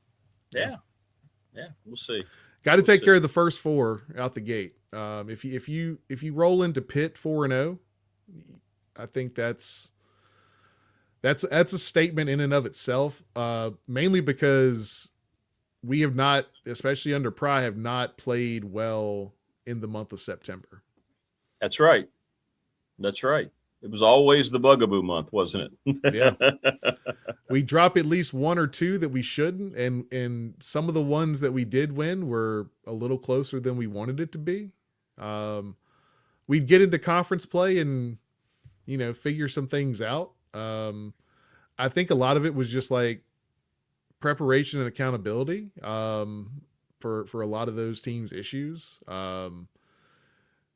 When you're able to prepare for a known opponent, like an ACC team, it's a little bit easier of a lift. There's less prep, there's less unknowns, so they tended to do better there. So I think it was definitely a lot of just preparation, lack of organization for those games in the out of conference under under Brent Pry. I mean, yeah, and and Pitt's coming into that game to CFB Upstart's point. They're 4-0, maybe.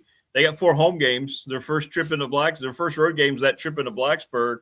Boy, if those are 4-0 teams, yeah, that could end up being a moved game network wise, and for the ACC. I could see that happening if that is indeed the case. That's exactly what James Franklin wants right there. That would be massive for Tech early in his tenure.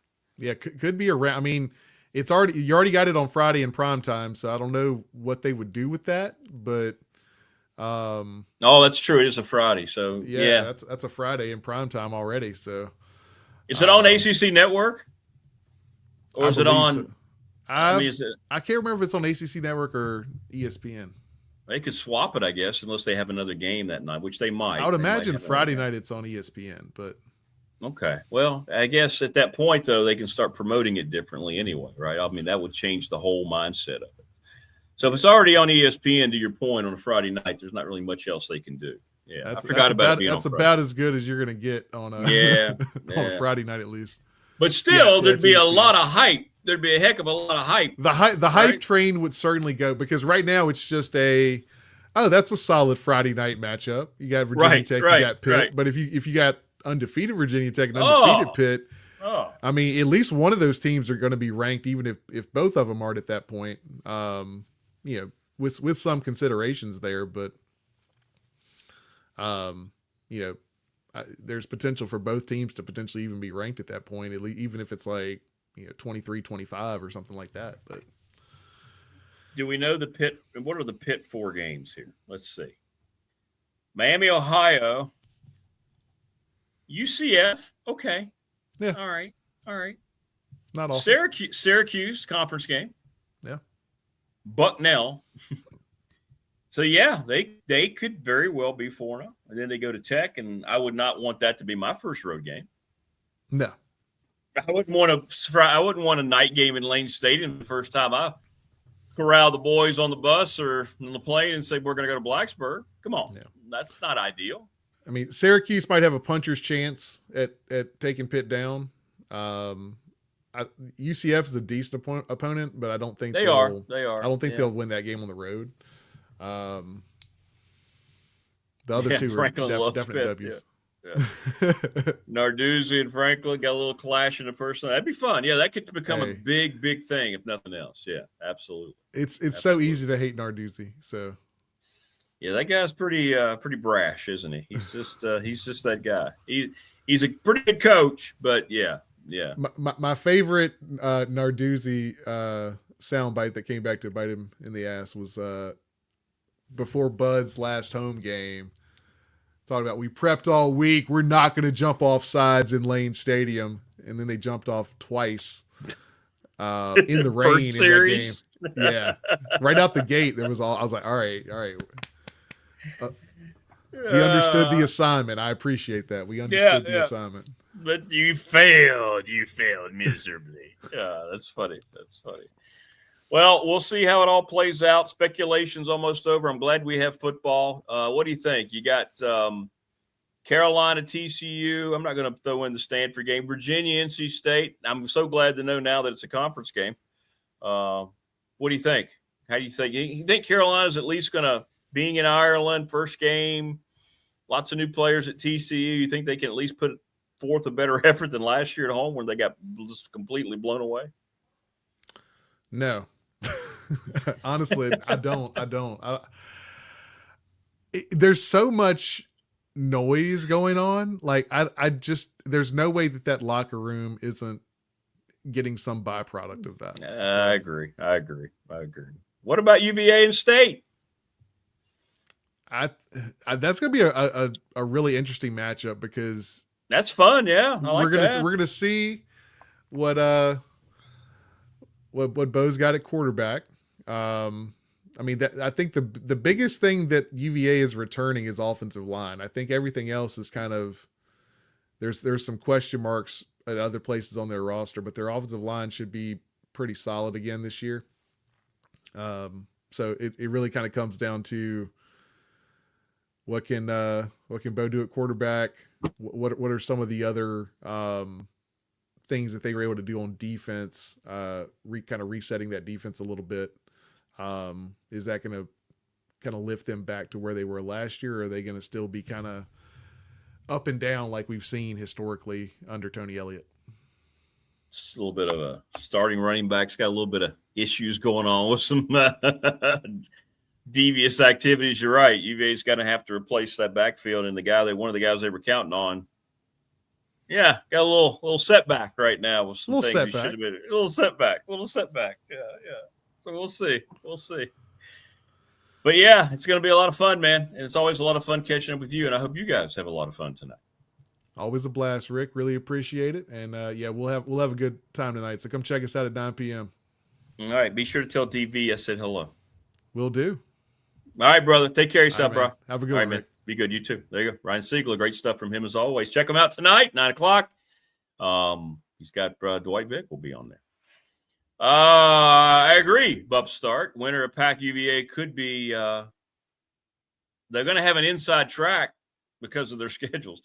And we've said this a lot. How in the world can Virginia skate by with that schedule again being so advantageous back-to-back years? Again, the ACC not paying any attention is the only way I can quantify it. Yeah, I saw that for me. The ACC said the ACC was better than the Big Ten.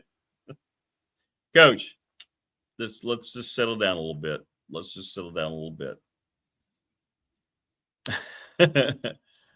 Yeah. Tim Miller going to join us from Pulaski County Sports Entertainment. That's coming up. That'll be at 8. Mike Burnup tomorrow. Mike's at the doctor or heading to the doctor. He's got just a checkup that he had forgotten about. So he messaged me up yesterday. So we'll reschedule Mike for tomorrow on the Wednesday edition. I'm going to go get Creed and let him out, and I'll be back and talk amongst yourselves. Good stuff. What will Tech's record be? I said 7-5. I'm starting to wish I would have went 8-4, but I'm going to hold true. Come on, buddy.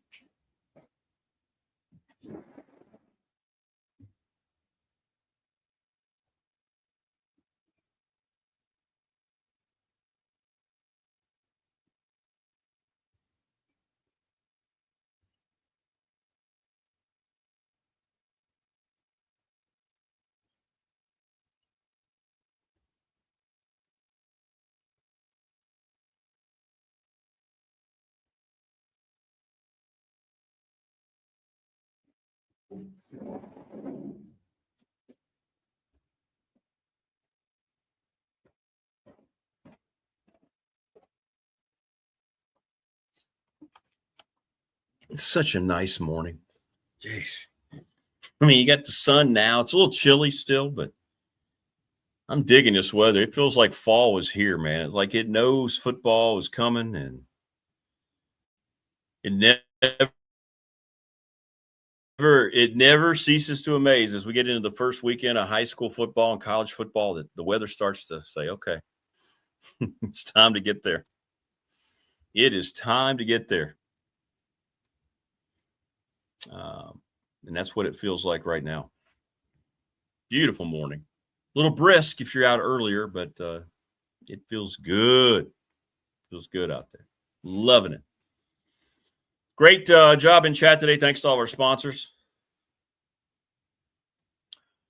Bupstart says, in my humble opinion, the result of the home Pitt and GT games will determine 6-6 versus 8-4.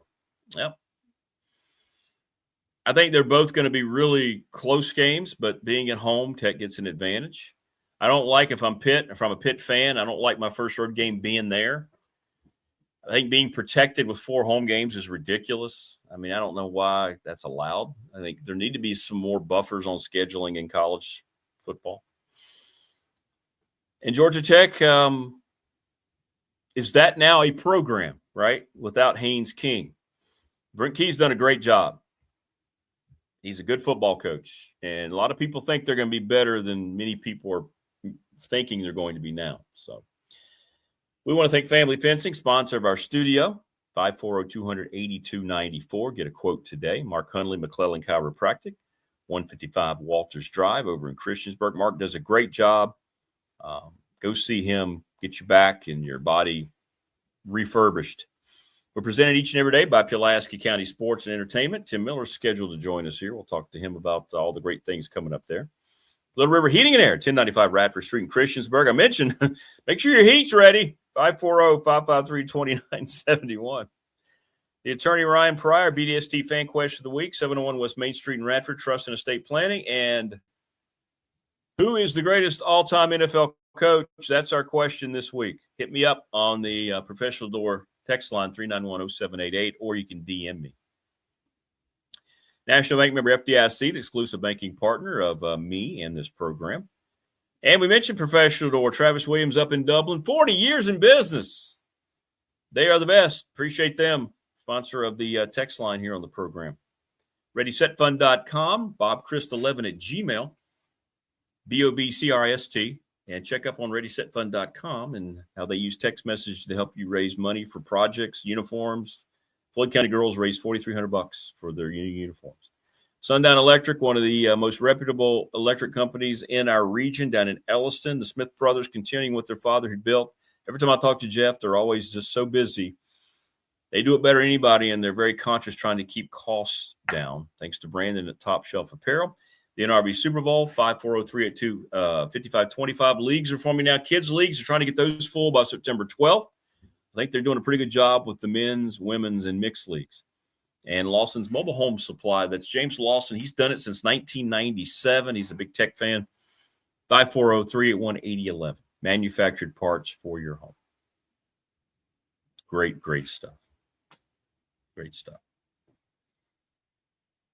So thanks to all of the wonderful sponsors. We could not do it without you.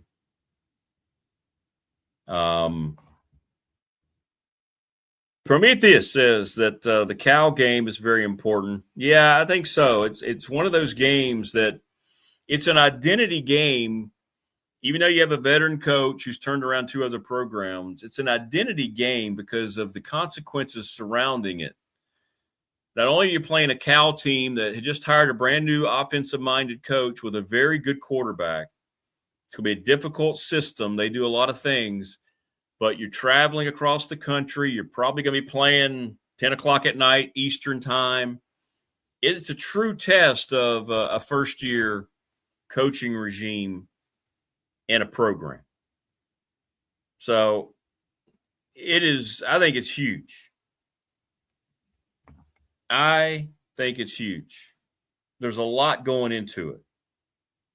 A lot going into it. That one in particular it's obviously gettable. It's not like Cal is some kind of locomotive. But with the ill-advised move of adding 2 teams from Northern California to the ACC, it's gone the opposite that I thought it was going to go. I thought Stanford would try to recapture, what Andrew Luck's the GM there now, right? I thought they would put a lot into trying to recapture their success. They've gone in the direction, but it's been the Cal Bears that have stepped forward. How about that? It's been Cal that has last year. Look how good they looked last year in Blacksburg, and they were just getting things kind of going. I was surprised they had a coaching change there, to be honest. I mean, Cal had some guys. They had that dude in the middle, that linebacker. Whew. That transferred out. I think he went to BYU. But as dumb as that move was to add 2 teams from the West Coast, it's been Cal that stepped forward. Stanford just seems to be in the abyss. I don't know what's going on. And SMU was ready to go anywhere, and they had the money to prove it. They even told the ACC, we don't need your revenue. We don't need your TV ad. Just keep it. We're good. And that was the push that got them in the ACC, and they have not missed a step. Brett Lashley has done a great job. Great job. And that's a program that has, well, I'm just going to say it. They have more money than anybody in the ACC. They have more money than anybody in the ACC.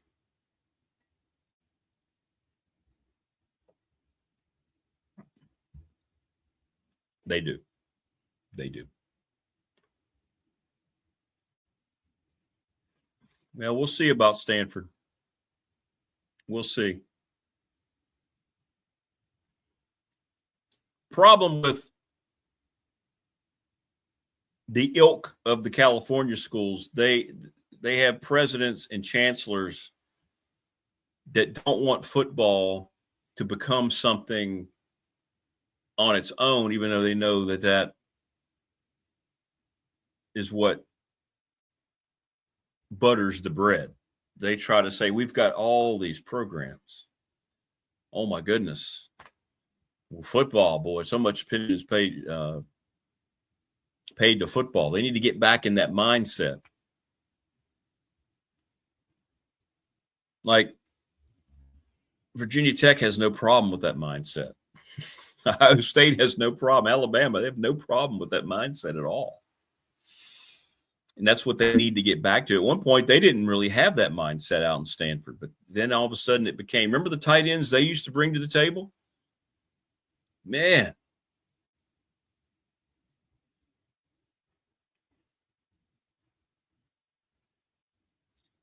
But here we are.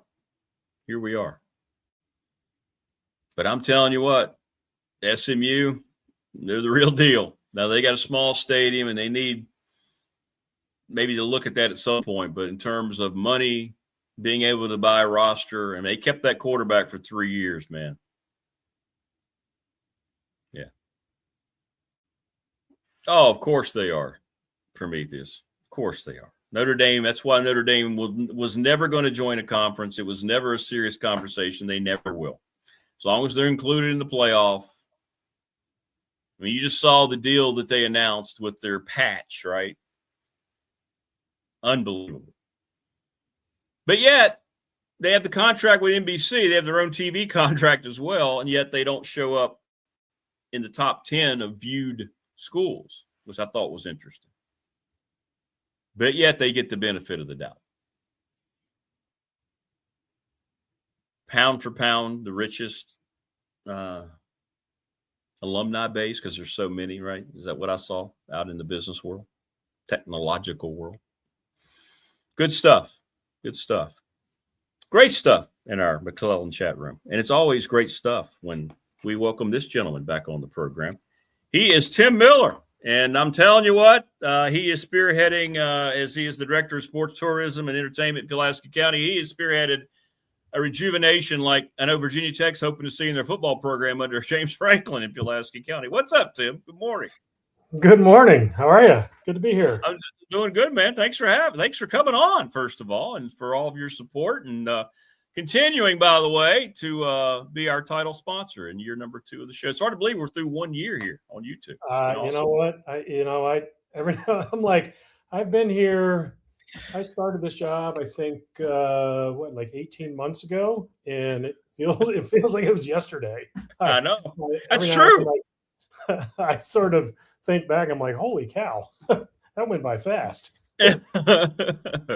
Well, so many things going on, and I know you had a big weekend at the track. How are things progressing there? Year 1 of getting the track up. I mean, I hear a lot of buzz about it. Are you pleased overall with the progress so far in the first year? Yeah, I mean, it's not without its challenges, and it's an interesting model with the IHRA and with my organization and the county, and there are definitely some things to iron out. But overall, yeah, it's been great. Stacy Compton is doing a fantastic job, and he's just gotten the drag strip up and running, which has been very popular. Yes. It gives kind of the local population a chance to bring any car they want and come and challenge their friends, neighbors, colleagues, whoever, kind of to a duel on the track. And for $20 you can come race down the drag strip. So that's been a big hit. And we've had a lot of excitement on the oval. We had the Smart Modified Tour a couple of weeks ago. I mean, I think that honestly, the biggest challenge all year has been the weather. Things keep getting rain delayed and rained out, and we keep trying to schedule makeup dates, and that's been the biggest challenge, honestly. But the racing on the track's been great, and there's some exciting developments that I can't mention yet for next year, but I think next year is going to be even bigger. Come on, man, spill the beans. No, I gotta save those things for Stacy. I understand. You gotta get him on. He can tell you. Yeah, we gotta get him back on. Yeah, he was great. We gotta get him back on. Yeah, he was great. But you're right. The community drag strip thing. What a great idea! First and foremost, and I mean, people down where I work at Radford talking about how cool it is when they've gone and watched the people running like that. That was a great idea, man. That really was. It really was. Yeah, I can't take credit for that. That was Stacy's idea. Yeah, well, he nailed that one. He nailed that one. And we've got to talk about, I want to get your thoughts, as I was able to tour it, seeing the progress of the Sportsplex, the Forge. I'm blown away. I think about it a lot, and I just think about what this thing's going to be and what it's going to mean, not only to Pulaski County, but folks from all over the New River Valley once it is finally in its completion stages, man. Congratulations on that. I know you guys are still saying it's going to be ready for – parts of it going to be ready for October, right? That's the schedule right now. Late October, early November. We're still kind of finalizing what that schedule is going to look like, but quite possibly in October. Yes, at the latest early November. But no, it's amazing to walk in there now and see its transformation, knowing kind of where it started. I mean, you walk in now and it's like, holy cow, this is a Sportsplex, where, it was a manufacturing facility before, and you had to really use your imagination to see, to imagine what it was going to look like in the beginning. And, the floors are in, the scoreboards are in, the turf field is in, the track, you can see the lines for the pickleball courts. It's pretty exciting. And I got to give Jonathan Sweet credit. Like, the initial vision of it being kind of a dual purpose building, being both for the community and for, travel tournaments, is something that, a few years ago, not a lot of people were doing. And now, like, that's what everybody's thinking about. And, I think we were a little bit on the leading edge of that. And you combine that with the fact that we repurposed a building rather than building new construction, right, makes the business model and the economics of the whole thing it's never easy, but it's a lot easier than it would have been. Yeah. Right. Well, yeah, hitting that combination, and I talked about this with Jonathan, seems to be a stroke of genius, because you're going to be able to attract folks from outside the community. I know there's been a lot of sponsorship from outside our area, heck, even out of the country that's interested, but yet it's going to have that community draw. And I think recognizing that, Tim, as early as you guys did, that's huge. It's just huge. Yeah.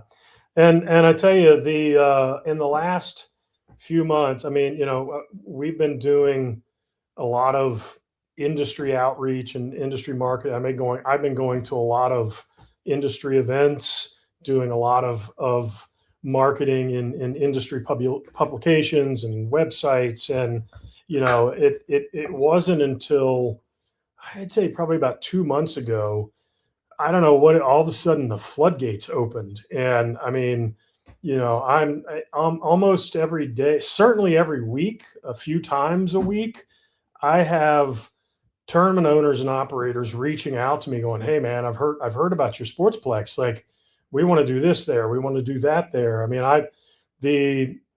all the contracts aren't signed, but I have verbal commitments that have filled the calendar from January to June of next year. Wow. And it's a lot of basketball and volleyball, and my focus now is trying to diversify a little bit. But it's been, and these are, particularly on the basketball side, these are some of the top basketball tournament organizers in the country. So it's exciting to see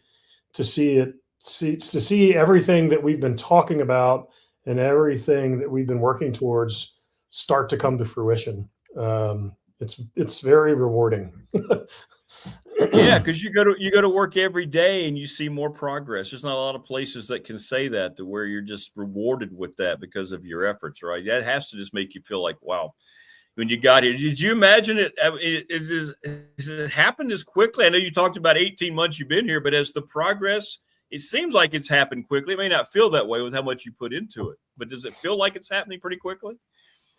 I guess when I find the time to take a deep breath and sort of reflect, because like on a day-to-day basis, like, I mean, I tell my wife this all the time, because I'm still a one-man operation. Like that is getting ready to change. In fact, this week, I'm starting the interview process for a marketing manager, and then next up will be a salesperson. So pretty soon I'm going to have a couple of staff to help, which will be life-changing for me. But, I mean, I tell my wife all the time, like, every day is just, it feels like a fight with my to-do list, just to see, what I can get through. And, when it can be challenging and frustrating, but when I do sometimes take the opportunity to stop and kind of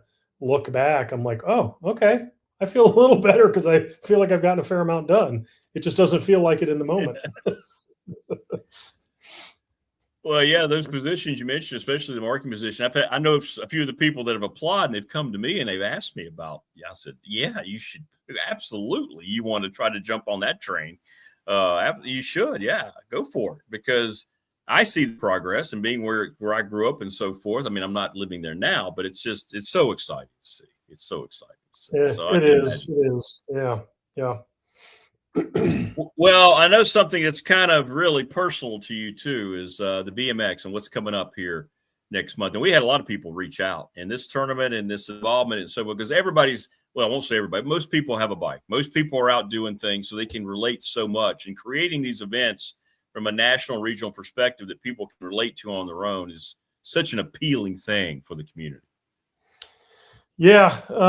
So we created this thing called Pulaski Mountain X. It is a bike race. It is something that, as you said, is personal to me. I'm a former road cyclist myself. Yeah, that's awesome. Road cyclist, and I've headed up some pretty big events in the past. And when I came here, like, I think I've told you this before, like, it wasn't my intention to create another bike race, but the more time I spent here and the more people I talked to, it just seemed like a no-brainer, and like something that was people would really gravitate towards. And so we started to think about, like, do we do a road race? Do we do a mountain bike race? And we settled on this thing called gravel racing, which is a combination between road cycling and mountain biking.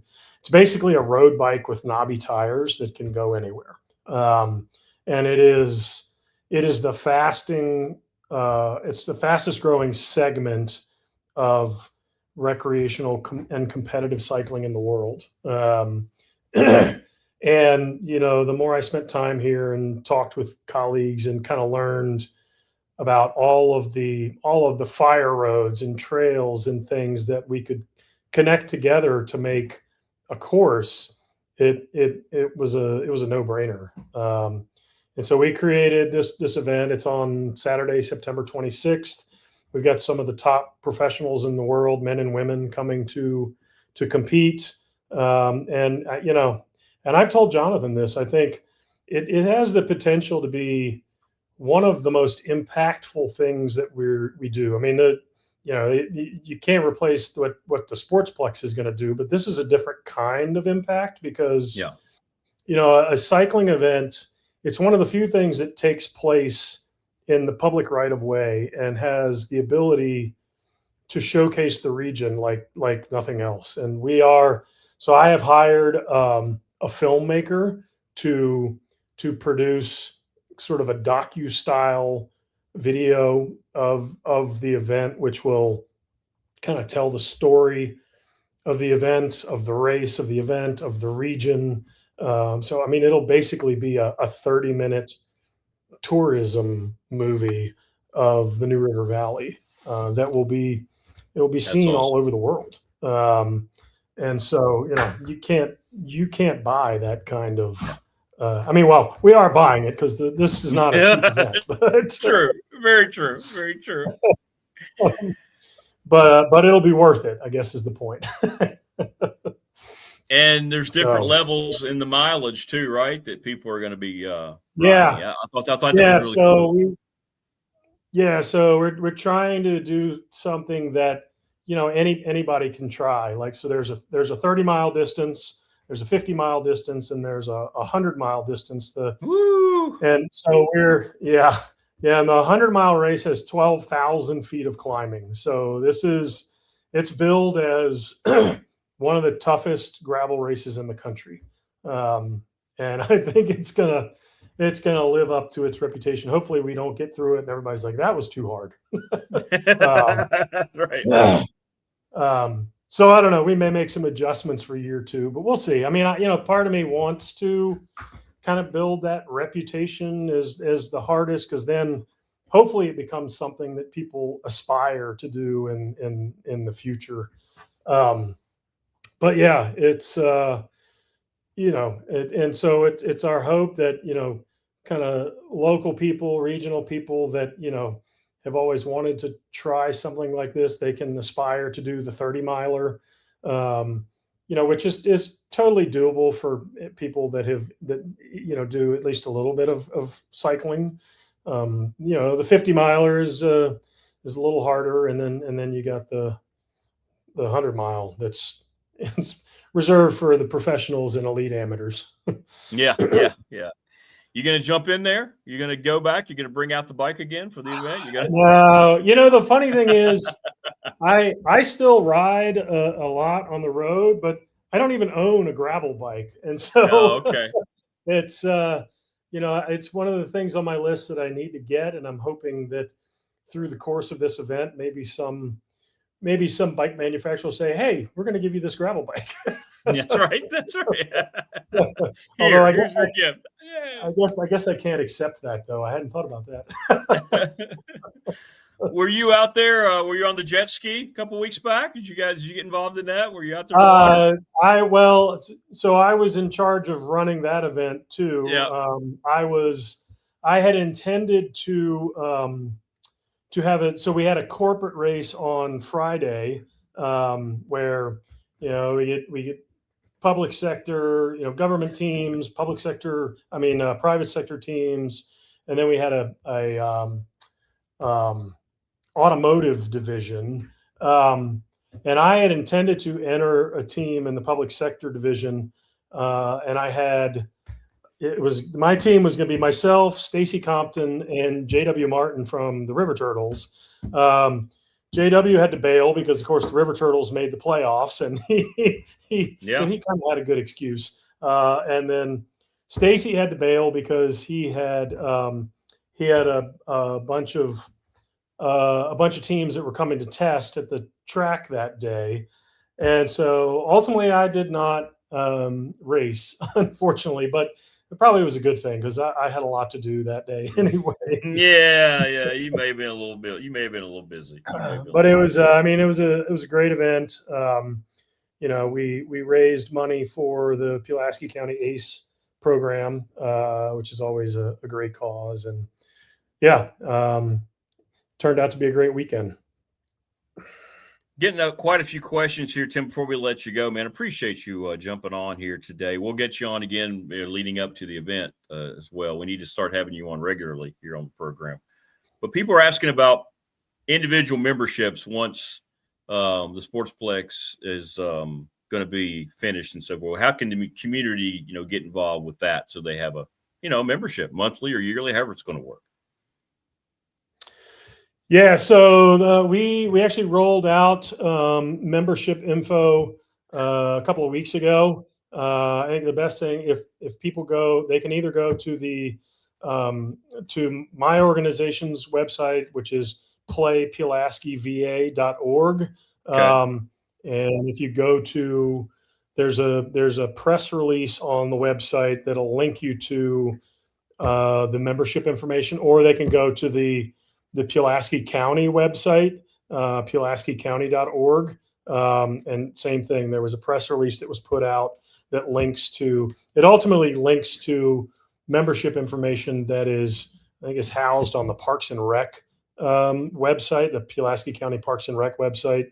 Okay. So Parks and Rec is actually overseeing the membership component of the Sportsplex. And so Shay Dunnigan and his team are managing all of that, but it's that information is out there. We're still finalizing kind of when, and it all goes back to the timing of when we're going to do a grand opening and when we're going to put those memberships on sale and all that stuff, but it's coming very soon.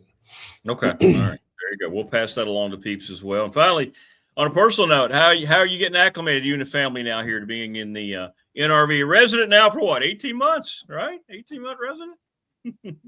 Yep. Hey, sorry, you were breaking up. What was the question? Yeah, how are you getting acclimated now, you and your family? You pretty happy with the move here now? You getting situated? Yeah, so it's interesting. I love it here. My wife is sort of still splitting time between here and Richmond.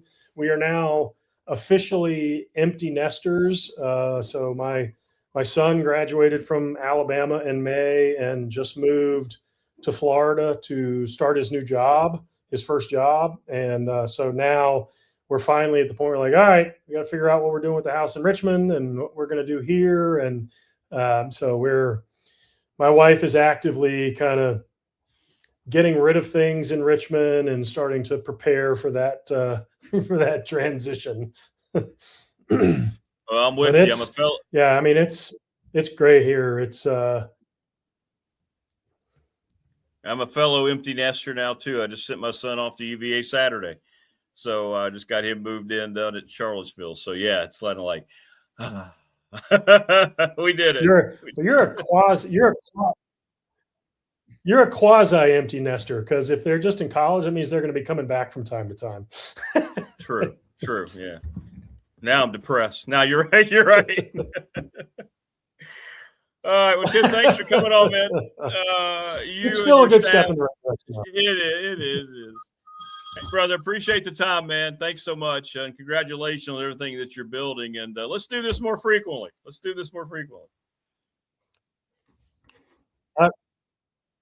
Yeah, no, absolutely. Yeah. Just I'd love to kind of establish a regular routine. So yeah, just let me know. We'll do it, man. We'll do it. You have a good rest of the week, man. Appreciate you. All right. Thanks. You too. Thanks, man. All right. There you go. Tim Miller. He is the director of tourism, Pulaski County Sports Entertainment, doing just a terrific job. Sports tourism. It's always great to get those updates. What's going on, Christopher Lester?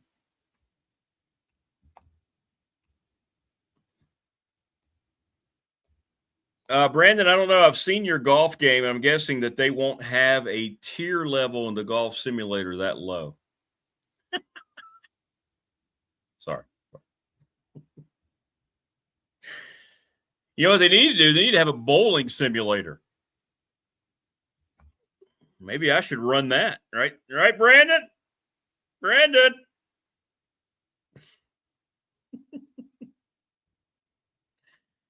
Should I run the bowling simulator? You know, I kid because I love, Brandon. I kid because I love. Good stuff today. Again, Mike Burnup will be tomorrow because he had a doctor's appointment today. So we'll have Keon, Damian, I hope David Teal, and then Mike Burnup tomorrow. Keep in Watson. Oh, he wants a rematch. Well, yeah, okay. We can do that. We can do that. The sad truth is there'll probably be a pickleball simulator before anything else, Prometheus says. I'll be up there. Ready to go.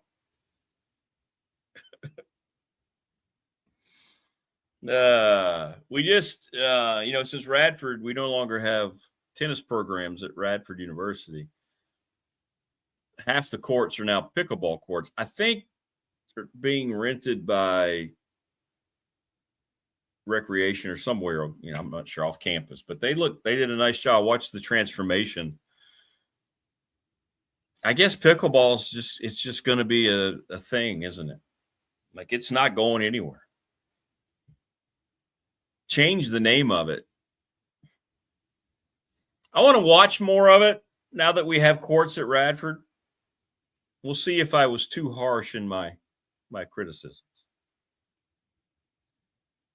We could live stream the rematch. We could live stream the rematch. Yeah. We could figure out some way to do that. Everybody should go to the NRB Super Bowl. It's a great time. Great people. Terry and Amanda. And we had a great time at the Bash. And wasn't that just a great vibe? I can't imagine ever leaving the bowling alley unless you're frustrated about your game. Can't imagine ever leaving the bowling alley in a bad mood. Like, you just feel like you got that aggressiveness out, the passive aggressiveness of the pins. Boom.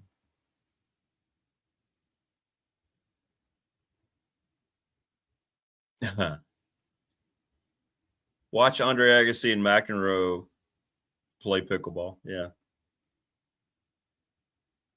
That's true. That's probably all McEnroe should be playing at that point, right? He's getting a little up there. Morris says pickleball is fine. It's the one place you can dilly dally. People on the professional text line saying we need to have a BDST pickleball tournament. We could do that down at Radford.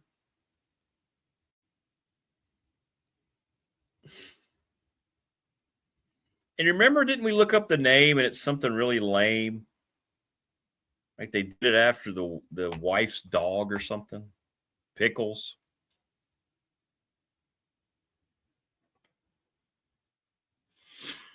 Was it something like that? Yeah. Pretty sure it was. Please subscribe, like, and share the channel. Whenever you watch a video, means a lot if you would like the videos as you watch them. We always have shorts, highlights of the daily show that's become really popular. We're going to be debuting high school football here on the channel on Friday. Blacksburg High School football. Getting everything together this week for Bill Ross students who are going to be calling the games. I'm excited to have an opportunity to help advance young people. It's nice to be partnered up with Bill and the SMA program over at Tech. And Tech's going to be supporting and promoting the broadcast here on the channel as well. So that's great. That's great. For me, it says I dilly-dally at everything, everything I do. Breaking it down, no dilly, no dally. Oh, yeah, rowing term for pickle boat. Pickles the dog was a myth. Okay. I knew it had something to do with that. Last time I checked,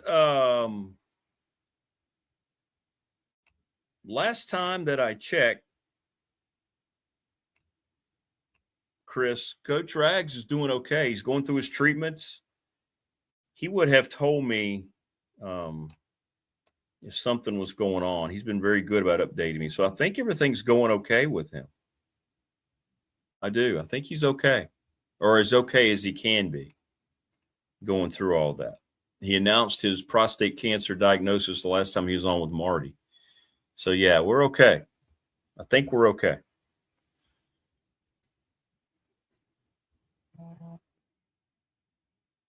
Oh, that's good. Moore's talking to Terry Bolt over at the Hokie Club, working on getting our game day passes. Okay, well.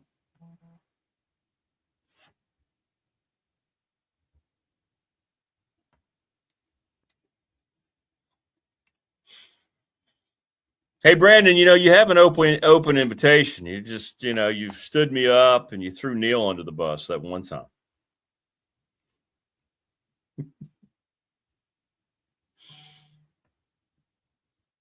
But, yeah, I think Coach Rags is fine. As far as I know, we're already talking about the upcoming September appearance. So I think he's good to go. Yeah, I think he's good.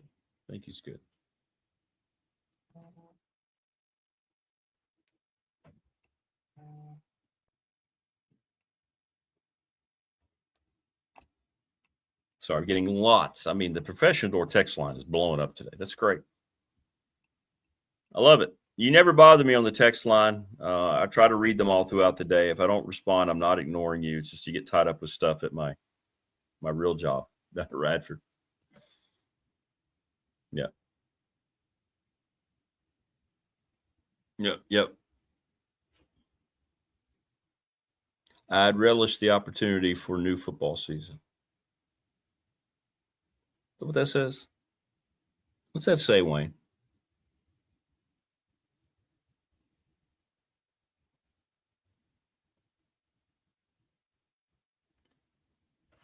Any event. Thanks, everybody. It's been a great day today. A lot of fun. Oh, relish pickle pun. Okay, I got you. Remember, the relish over at Panera will smash your teeth. We have Fan Fest tonight at Radford. Come see us at the Dedman Center. I'll be there. You should just come by and say hello. We got a busy week. Fan Fest tonight. We got the Welcome Back dinner tomorrow. We got live broadcast. Won't be able to pop on Thursday. Got a live broadcast with women's soccer. I'll have to go over to the Blacksburg football game on Friday. Busy week. Busy week. All right. Brandon will be there. Oh, good. Well, good. Maybe we can set up a bowling alley and just do it out there, on DCF. Enjoy the rest of your Tuesday, everybody. Tomorrow will be the Hump Day Wednesday edition. Please, again, subscribe, like, and share. Thanks for all the fellowship, and we will see you tomorrow.